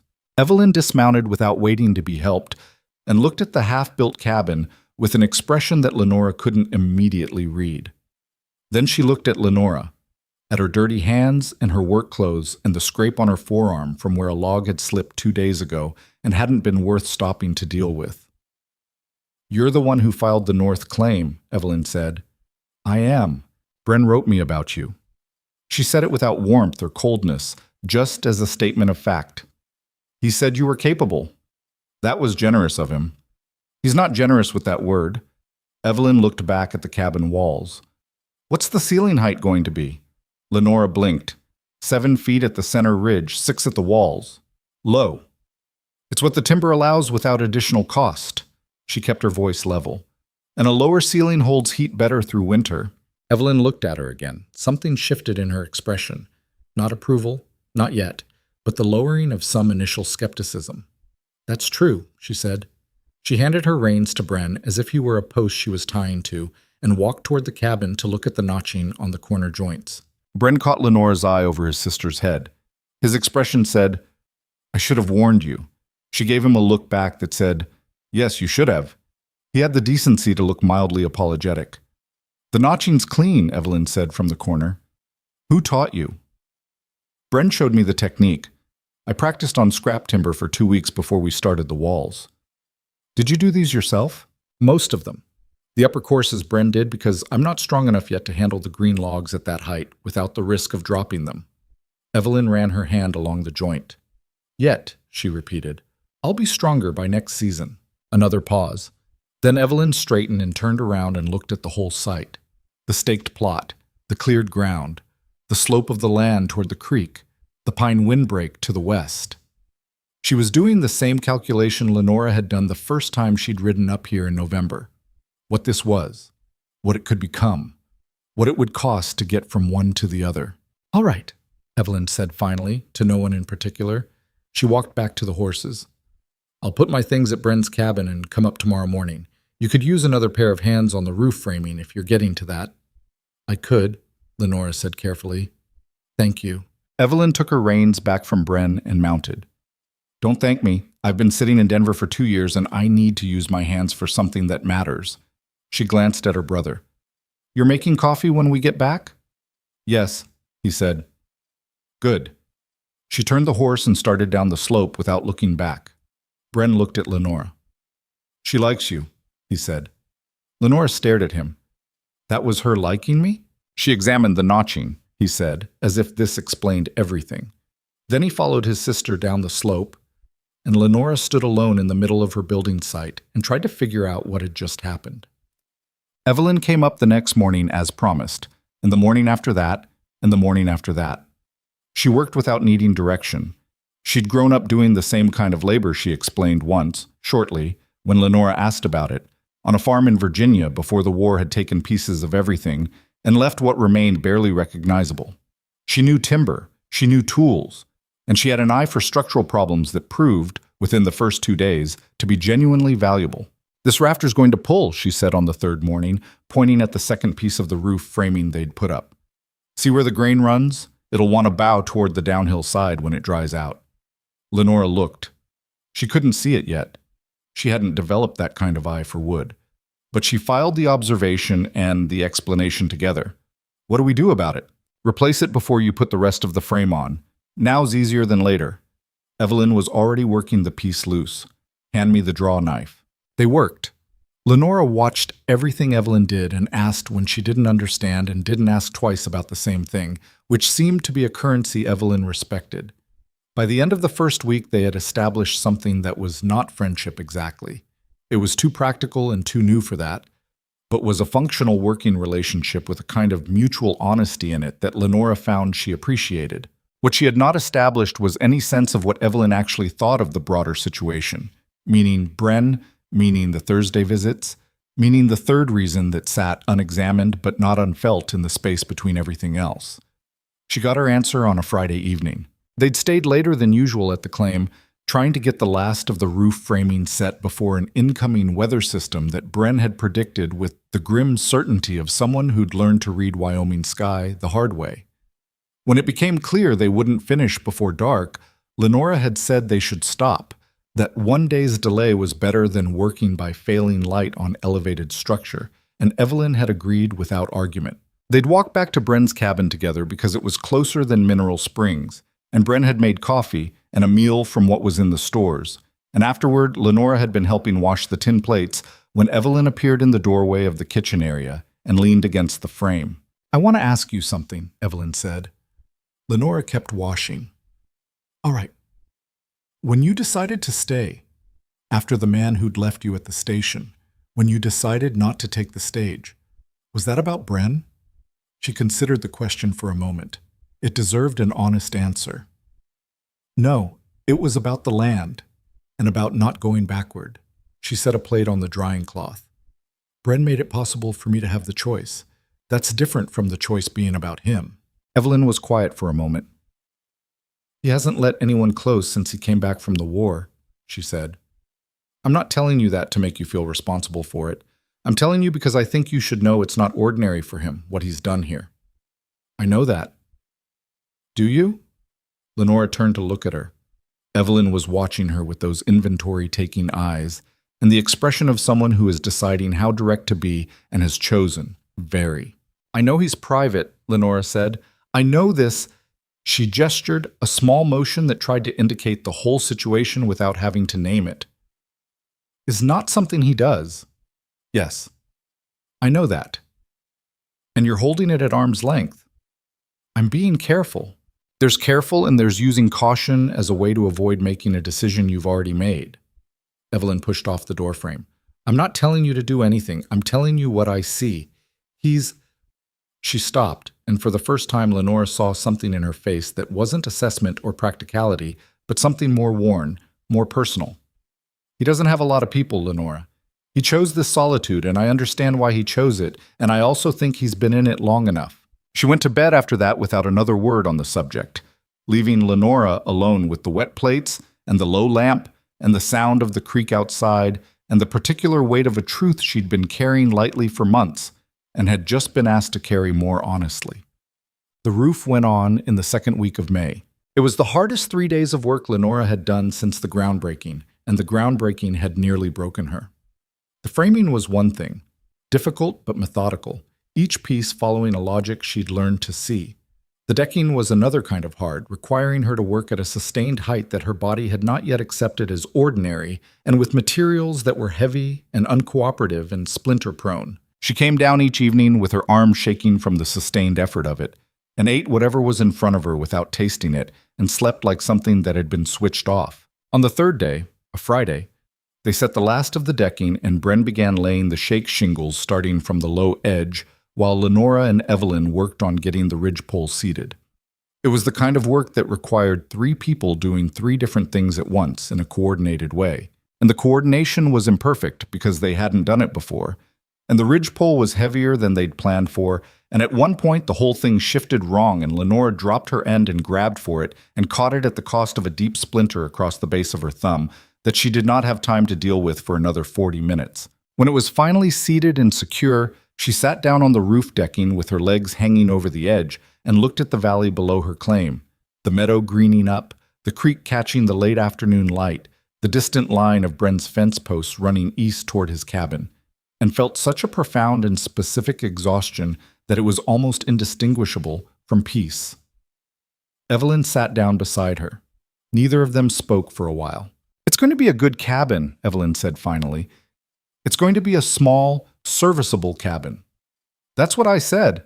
Lenora almost laughed. She was too tired for a full laugh, but she got partway there. You Maddoxes are a particular breed. Particular is one word for it. Evelyn pulled a splinter from her own palm with the brisk efficiency she brought to everything. My father used to say we were built for arguing with difficult things until the difficult things gave up. She paused. He was not entirely wrong. Below them on the roof, Bren was still working his way along the shingle course, methodical and unhurried, not looking up. He had said very little all day. He tended to get quiet when the work was complex, putting everything into the doing of it. She had noticed this about him over months of working beside him, that he was more articulate in action than in words, that you learned more about him by watching how he worked than by anything he said about himself. She had been watching for months. She had learned considerable things. I want to tell you something, Lenora said to Evelyn, and I don't want you to respond to it. Evelyn looked at her sidelong. That's an unusual request. I know. Will you honor it? A pause.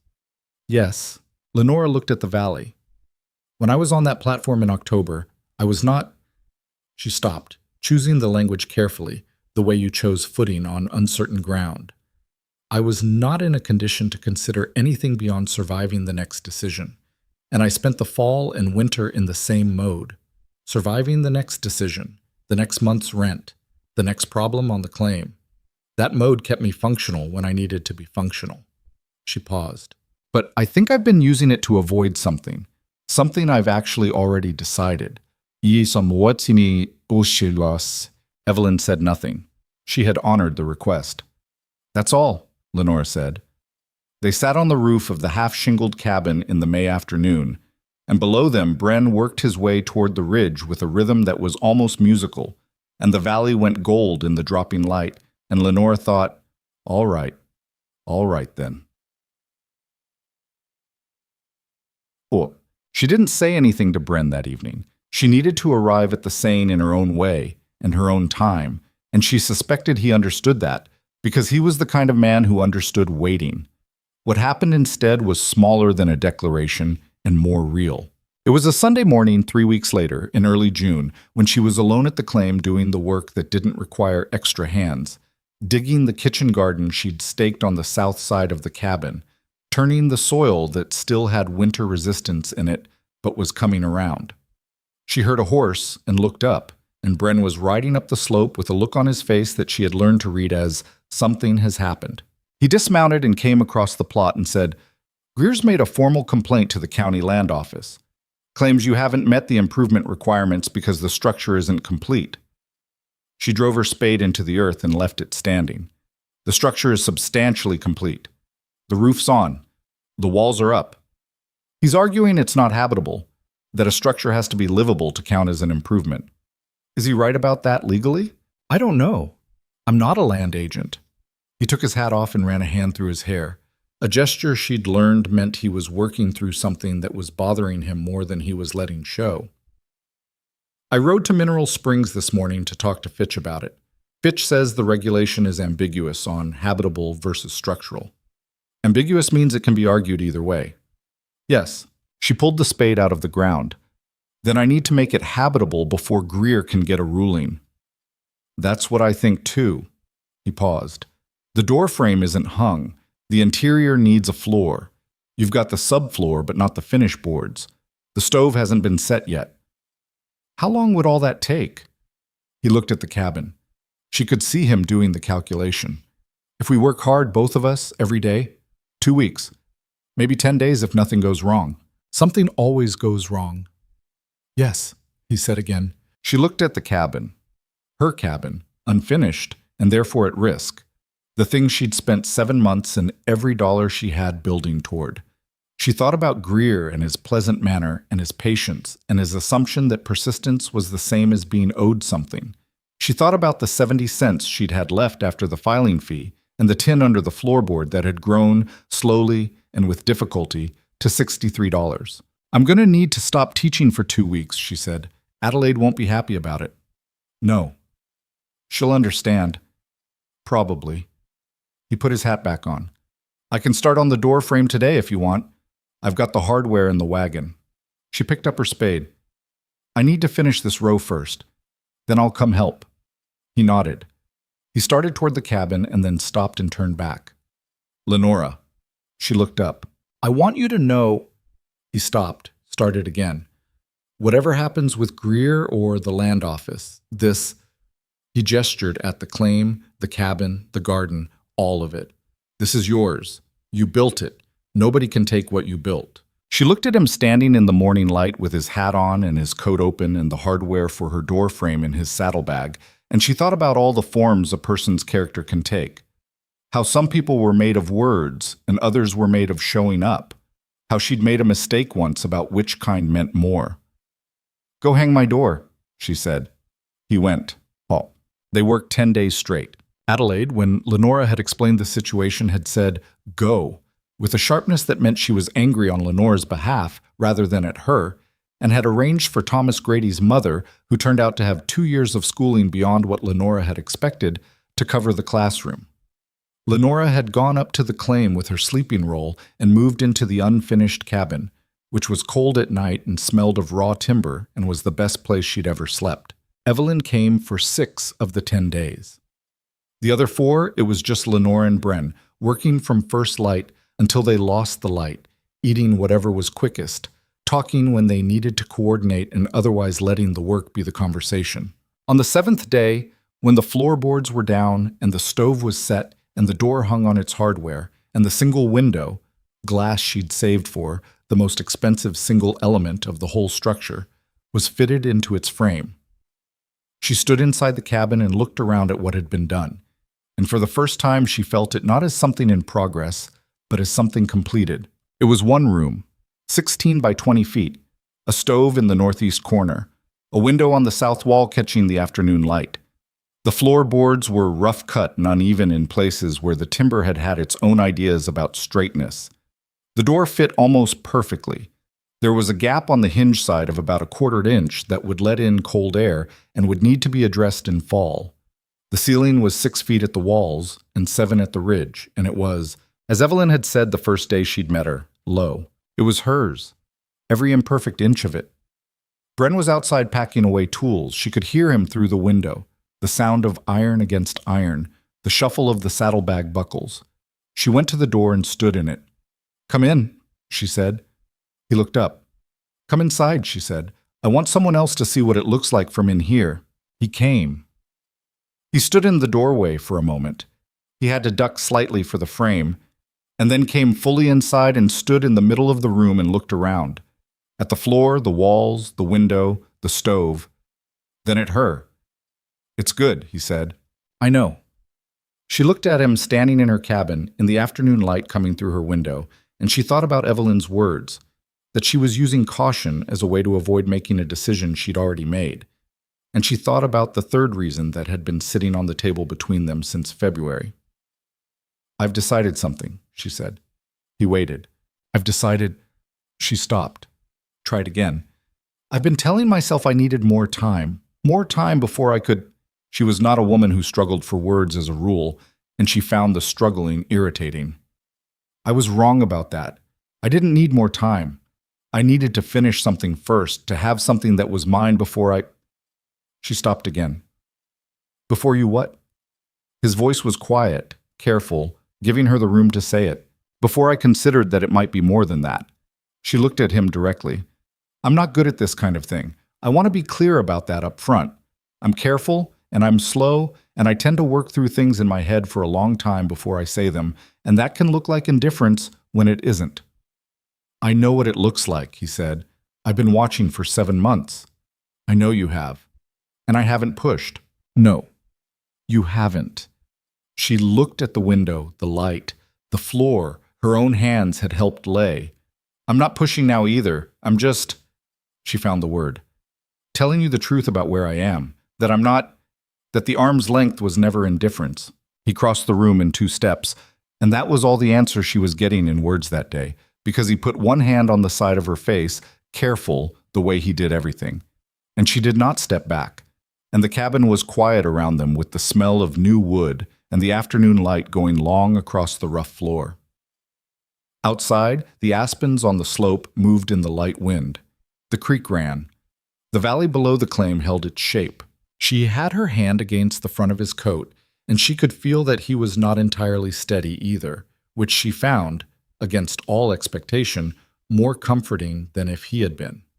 This man who was built like something the mountains had made, who had weathered the war and the solitude and 4 hard Wyoming winters without apparent wavering. He was not steady right now. Neither was she. Good, she thought. They were even.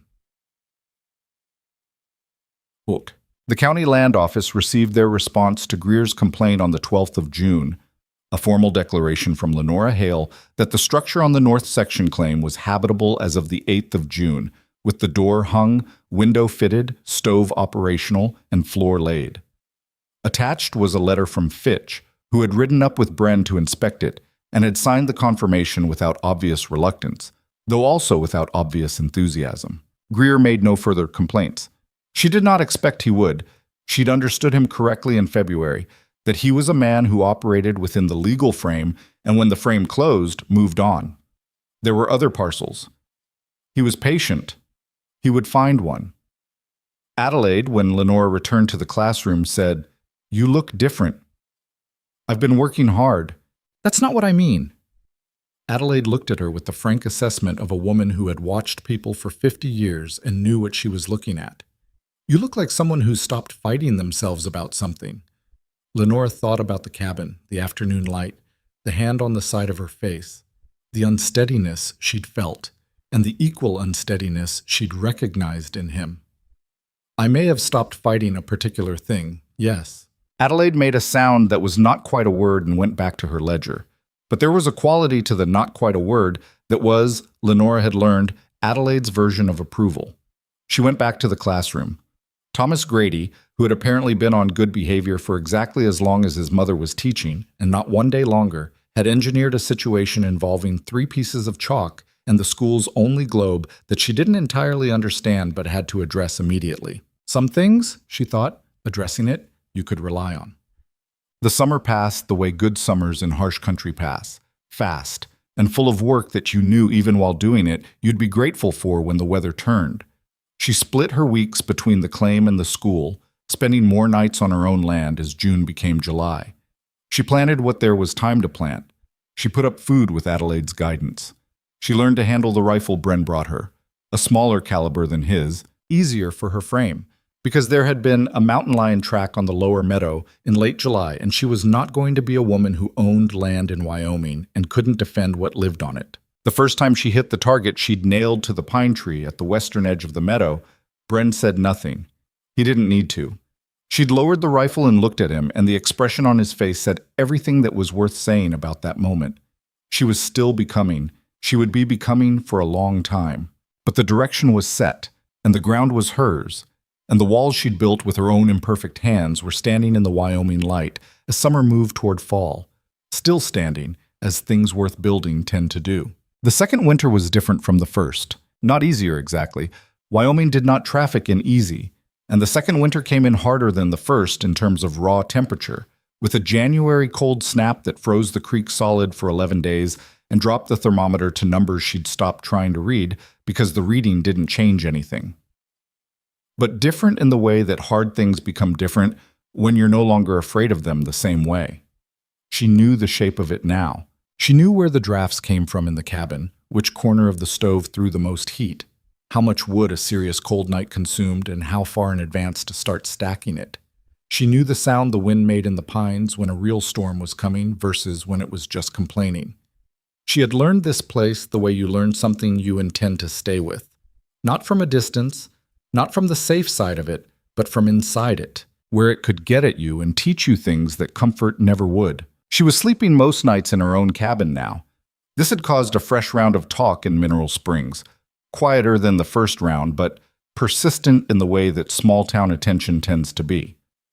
Adelaide had reported it to her directly, in the manner of someone who believed in giving people the information they needed to manage their own situation. Lenora had thanked her and done nothing in particular about it, because there was nothing to do. She was an unmarried woman living on her own claim in her own structure that she had built with her own hands. The frontier was supposed to be a place where what you built mattered more than what people said about you. She intended to hold it to that. What she had not done was make any public declaration about Bren, not because she was ashamed of anything, but because it was hers, the particular and private thing that had grown between them over the course of a year, and she had already given the public enough of her private life to examine when she'd stood on that platform in October and had her humiliation witnessed by strangers. She was not inclined to offer more for examination until she had decided what to do with it herself. Bren came to the cabin most evenings when the roads were passable. He helped with what needed helping and sat by the stove when the sitting was what was needed, and they had long conversations about things that mattered and comfortable silences about things that didn't need to be said.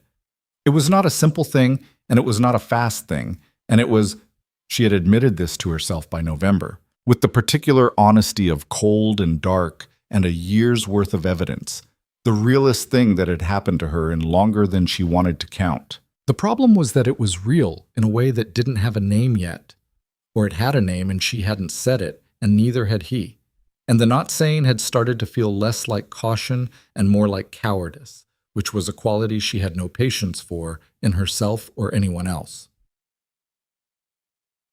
The confrontation that finally cracked the silence open wasn't romantic. It was practical, which seemed, in retrospect, exactly right for both of them. It was a February evening, the 2nd February, and they were sitting at her table with the land survey spread between them because she'd been working on the fence line calculation for the spring.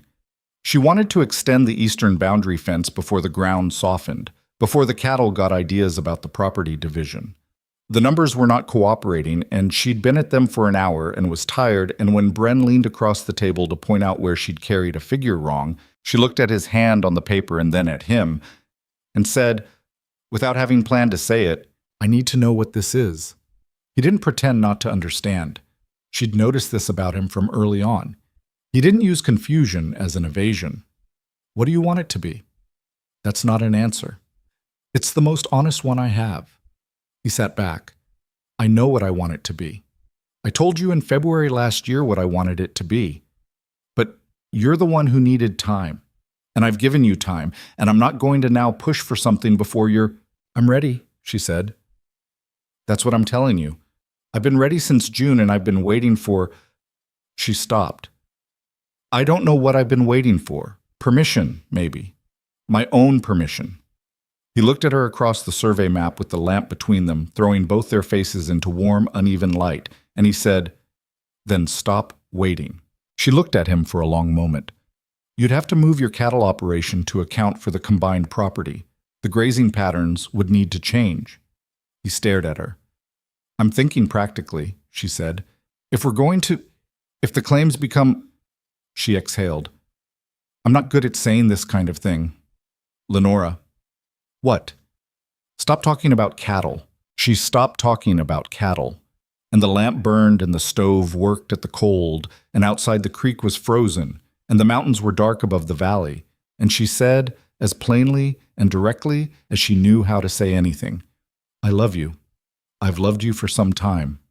I wanted you to know that before anything else." He was quiet for long enough that she felt the beginning of a familiar tightening in her chest. The old instinct toward shame and withdrawal, the platform feeling, the brace for abandonment. Then he said, "I know." She blinked. "You know." "I've known since October," he said. 2nd October. When you shot the target in the meadow and didn't say anything about it. Just reloaded and did it again. Something about that. He shook his head slightly, as if the explanation was going to sound wrong no matter how he arranged it. "You weren't doing it to impress anyone. You were doing it because you needed to know you could do it. That's when I knew." She looked at him. "That's a strange thing to fall in love over." "It's not strange," he said quietly. "It's exactly you." He asked her to marry him in April, when the cottonwoods along the creek were just coming into leaf, and the meadow was green from the snowmelt, and the cabin stood solid on its plot with the second winter behind it, and none the worse for the experience. He didn't make a ceremony of the asking. They were walking the fence line on the eastern boundary, checking the post she'd been worried about, and he stopped walking and turned to her and said it plainly, the way he said everything that mattered. "I want to marry you," he said, not because of the land or the proximity, or because it makes practical sense, though it does, and we both know it, because I want to be in the same life as you. I want to watch you do what you do for as long as I'm able to watch it. She looked at him standing in the April morning with mud on his boots from the soft ground and his hat pushed back and the mountains behind him that he'd chosen over Virginia all those years ago, and she thought about every version of herself that had existed between the platform at Calderstop and this fence line. Every frightened, stubborn, determined, foolish, capable version, and she thought that all of them, even the frightened ones, had been moving towards something, had been choosing over and over not to stay down. "Yes," she said. Came out simpler than she'd expected, simpler and more certain. "Yes, I'll marry you." He exhaled. She realized she'd never seen him exhale like that before. The held breath he'd been holding, who knew how long, finally let go. It made her understand, in a way she hadn't fully before, what the waiting had cost him. He had not pushed, he had not pressured.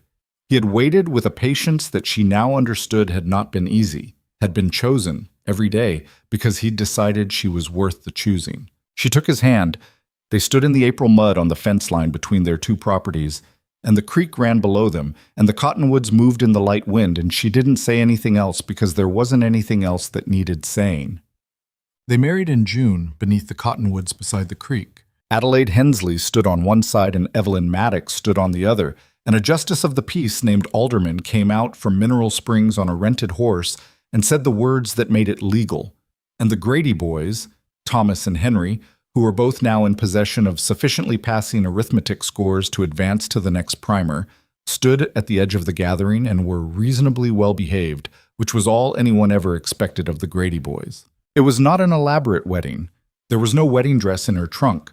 She'd replaced that months ago with something more useful, and she did not mourn it. She wore her best wool skirt and a white shirtwaist she'd pressed the night before, and her hair was pinned properly, and Bren wore his least battered coat and had shaved that morning with evident care, and the whole event took roughly 40 minutes from the arrival of the justice to the end of the meal. Adelaide had brought in a covered wagon that turned out to contain more food than 14 people could reasonably eat at one sitting. Evelyn, midway through the meal, appeared at Lenore's elbow with a tin cup of cider and said, "You know, I thought you were trouble when I first saw you." "I know," Lenore said. "I wasn't wrong. You are trouble." She said it with the particular Maddox directness that had stopped being unnerving several months ago and had become simply the way Evelyn was. "But you're the right kind." Lenore looked at her. "What's the right kind?" "The kind that makes people do more than they would have otherwise." Evelyn drank her cider.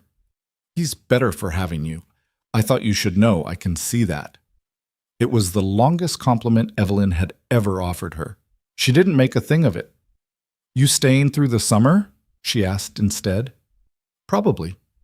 Evelyn looked out at the meadow, the creek, the cabin walls. "Denver's not going anywhere, and there's still work to do here. There was always work to do here. That was the truth about this country, and she had stopped fighting it and started finding something in it she could use. The way endless work kept you from getting too far inside your own head.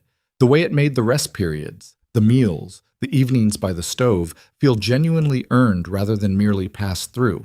Bren came to stand beside her at some point, and she leaned her shoulder against his arm, which was not something she would have done 6 months ago, and which she did now without thinking about it. And that ease, the not thinking about it, was its own kind of statement about what the year had made of her. The first years of their marriage were not easy, and were not supposed to be. The combined claims required thinking of as one operation, which was logical on paper and occasionally maddening in practice, because they had both been running things independently for long enough to have opinions about how things should be done that did not always align.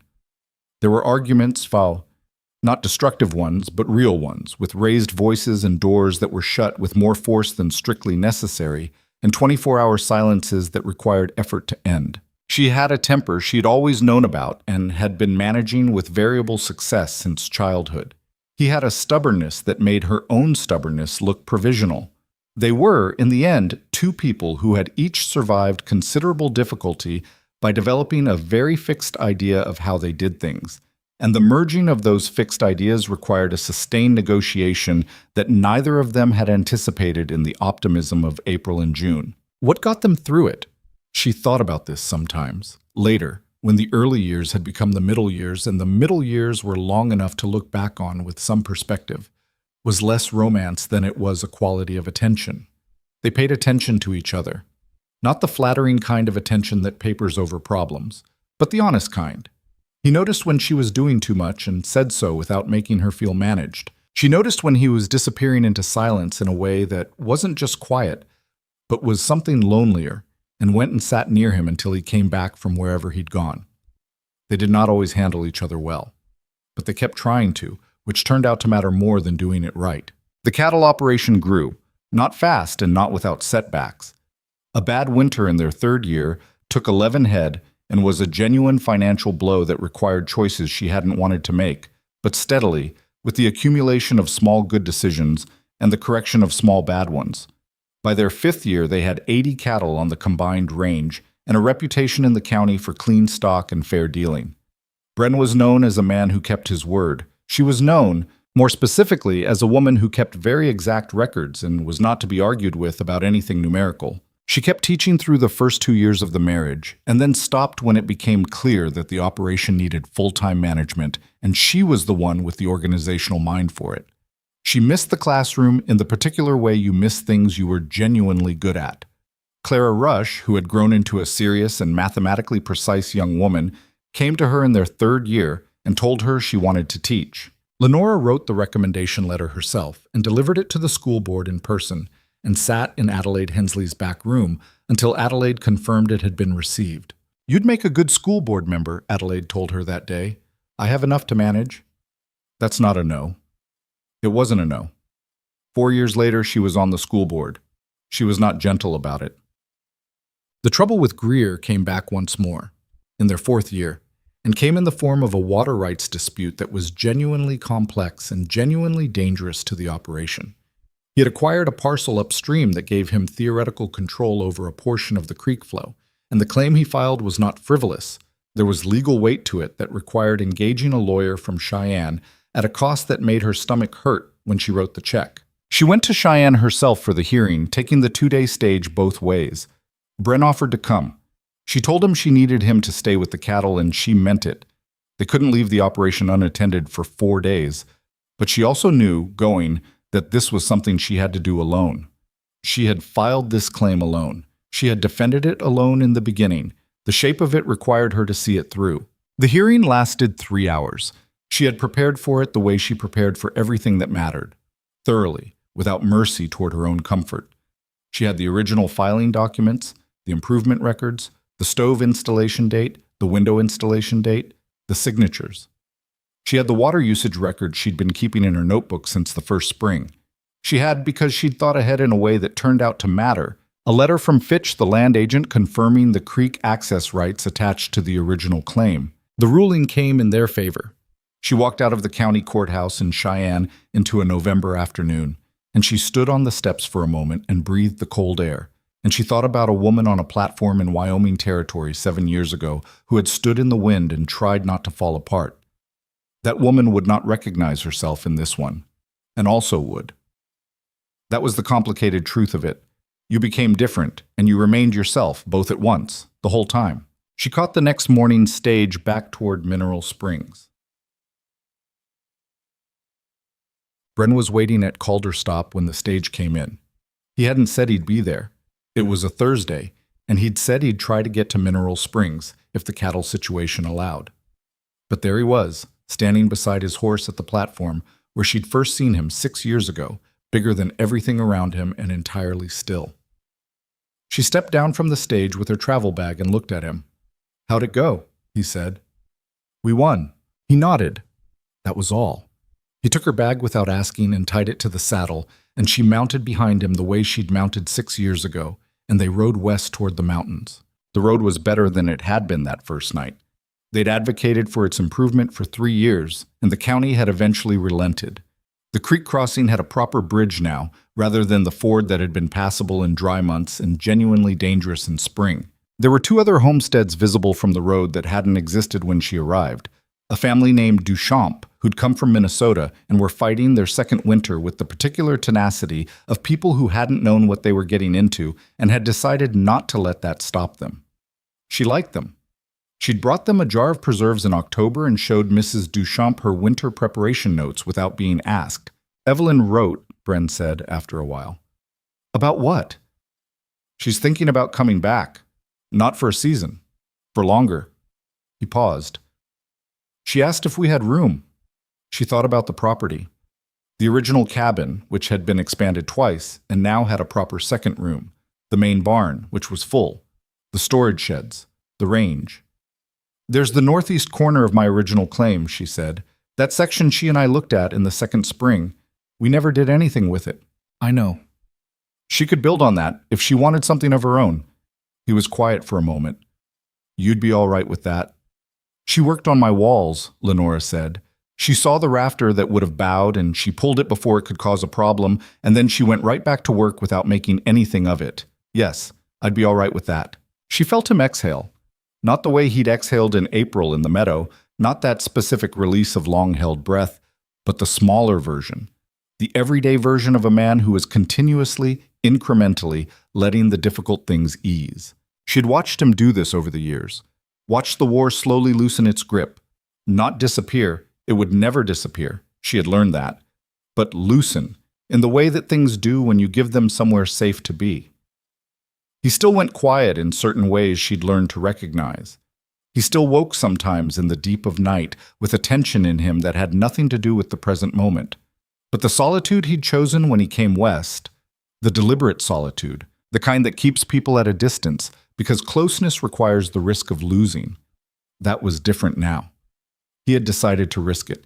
Every day he decided it again. She thought that was the bravest thing she'd ever seen anyone do, and she had never told him so because she didn't have the words for it that weren't smaller than the thing itself. The cabin they built together, her cabin, expanded, became the place where things happened, where Evelyn came the following spring and built her own structure on the northeast section with Lenore's help and her own iron stubbornness, where the Duchamp children came for arithmetic lessons in the winter months when the school road was impassable, where Adelaide Hensley came twice a year until she was too old to manage the ride, and sat by the stove and argued about school board policy in the way she argued about everything, loudly and with evidence, where, in the 7th year, Lenora sat at the table on a September evening after the cattle had been brought down for the winter and the garden had been put up and the last of the summer work was finished, and felt, not happiness exactly, because happiness was too light a word for it, too temporary sounding, felt something more like the solid satisfaction of a foundation that had been tested and had held. She thought about James Whitmore occasionally, less and less as the years went on. She'd heard from Adelaide sometime in the 3rd year that he'd left Wyoming territory entirely and gone back east. She hadn't felt anything particular about that. He had receded into the category of things that had happened to her rather than things that defined her, and that was the appropriate place for him. The abandonment at Calder Stop was the beginning of the story, not the story itself. The story itself was this: the fence line and the frozen ground, and the borrowed gloves and $63 in a tin, the survey map on the table and the door hung on its hardware, and the sound of the stove working through a Wyoming winter. Bren's hand on the side of her face in the cabin she'd built, the rifle shot in the meadow that she'd done again without looking to see if anyone had noticed, the hearing in Cheyenne where she'd won on her own preparation and her own records and her own refusal to be moved. The story was what you built when what you'd planned fell apart. That was the real lesson of it, not that the frontier rewarded courage or punished weakness, because it wasn't that morally tidy. It chewed up the brave and the careful along with everyone else without particular discrimination. The lesson was simpler and harder than that. When you find yourself standing on a platform with nothing and no one, the only question that matters is what you decide to do next, not what you feel, not what you'd planned, what you do next. She had done the next thing, and then the next, and then the next after that. Years passed the way they do when you're too busy to count them carefully. They had gray in their hair. His came in first, which she noticed one morning in the kitchen light and didn't say anything about because his expression when he looked in the small mirror above the wash basin said he was already aware of it and had already made his peace. Hers came in at the temples first and then slowly through the rest, and she didn't make a particular thing of that either. The operation had grown to over 100 head by their 10th year, which was the number he'd told her he was building toward that first evening she'd ridden behind him in the dark. She had remembered that detail all along. 100 head, and they'd reached it and gone past it, and she'd mentioned it to him the day they counted past the mark, and he'd looked at her with the expression that still, after 10 years, had not entirely become predictable. "You remembered that," he said. "I remember everything you tell me." She handed him the count ledger. "It's both a gift and a burden for you." "I know," he said. But he was looking at the number in the ledger with something she recognized as the long-distance satisfaction of a man who had built what he'd set out to build, and she let him have the moment without making anything of it. The fence lines they'd argued about in the first years had long since been settled into something both of them could live with. The records she kept were precise and complete, and the county land office had on 3 separate occasions cited them as a model for neighboring claimants. The school board had, under her watch, secured a second teacher and a new building for Mineral Springs. and she had driven both of those outcomes with the focused persistence of someone who'd once been told by a soft-spoken school board that her teaching position was needed elsewhere, and had filed that information away to be useful at a later date. Evelyn had stayed. She had built on the northeast section what she'd set out to build, a small, clean structure with a good stove and a root cellar that was the envy of every homesteader in the county. And she had never married and didn't particularly seem to want to, and the three of them had developed over the years the specific and comfortable language of people who know each other well enough to be honest without being cruel. One evening in the fall of their 13th year, Lenora walked the fence line on the eastern boundary alone. She did this sometimes, had done it since the early years, the solitary walk that wasn't about the fence exactly, but was about something else, something harder to name. The need to be in the particular country she'd made, to feel it under her feet. The light was going gold in the way it went in October, that specific October light that she had loved since her first October here when she'd watched it cross the meadow from inside her half-built walls. The mountains were beginning to take on their winter look, the high slopes white, the tree line dark, the sky above them the kind of blue that looks painted but isn't. The creek she could hear from here, running lower now than in spring, but still there, still going. She thought about what she'd made of this place and what it had made of her, and she understood that those were not separate things. The country had been hard, and she'd been hard back at it, and somewhere in the negotiation between her stubbornness and its indifference, she'd become a person she hadn't known she had in her. Not better in some simple, triumphant sense. More real. More sure of what she could carry, and what she couldn't, and what the difference was. She'd been wrong about things. She'd made decisions that cost her and held positions past the point where letting go would have been smarter. She had days where the whole weight of what she'd chosen, the distance from everything she'd known, the years of work, the winters, sat on her like something physical, and she was tired of it in a way that went past the body. Those days were real. She didn't pretend they weren't. But this evening was not one of those days. This evening, the light was going gold, and the creek was running, and somewhere behind her, Bren was in the barn with the last of the fall cattle work, and she could hear Evelyn's axe on the woodpile by her cabin, the clean sound of it carrying across the meadow.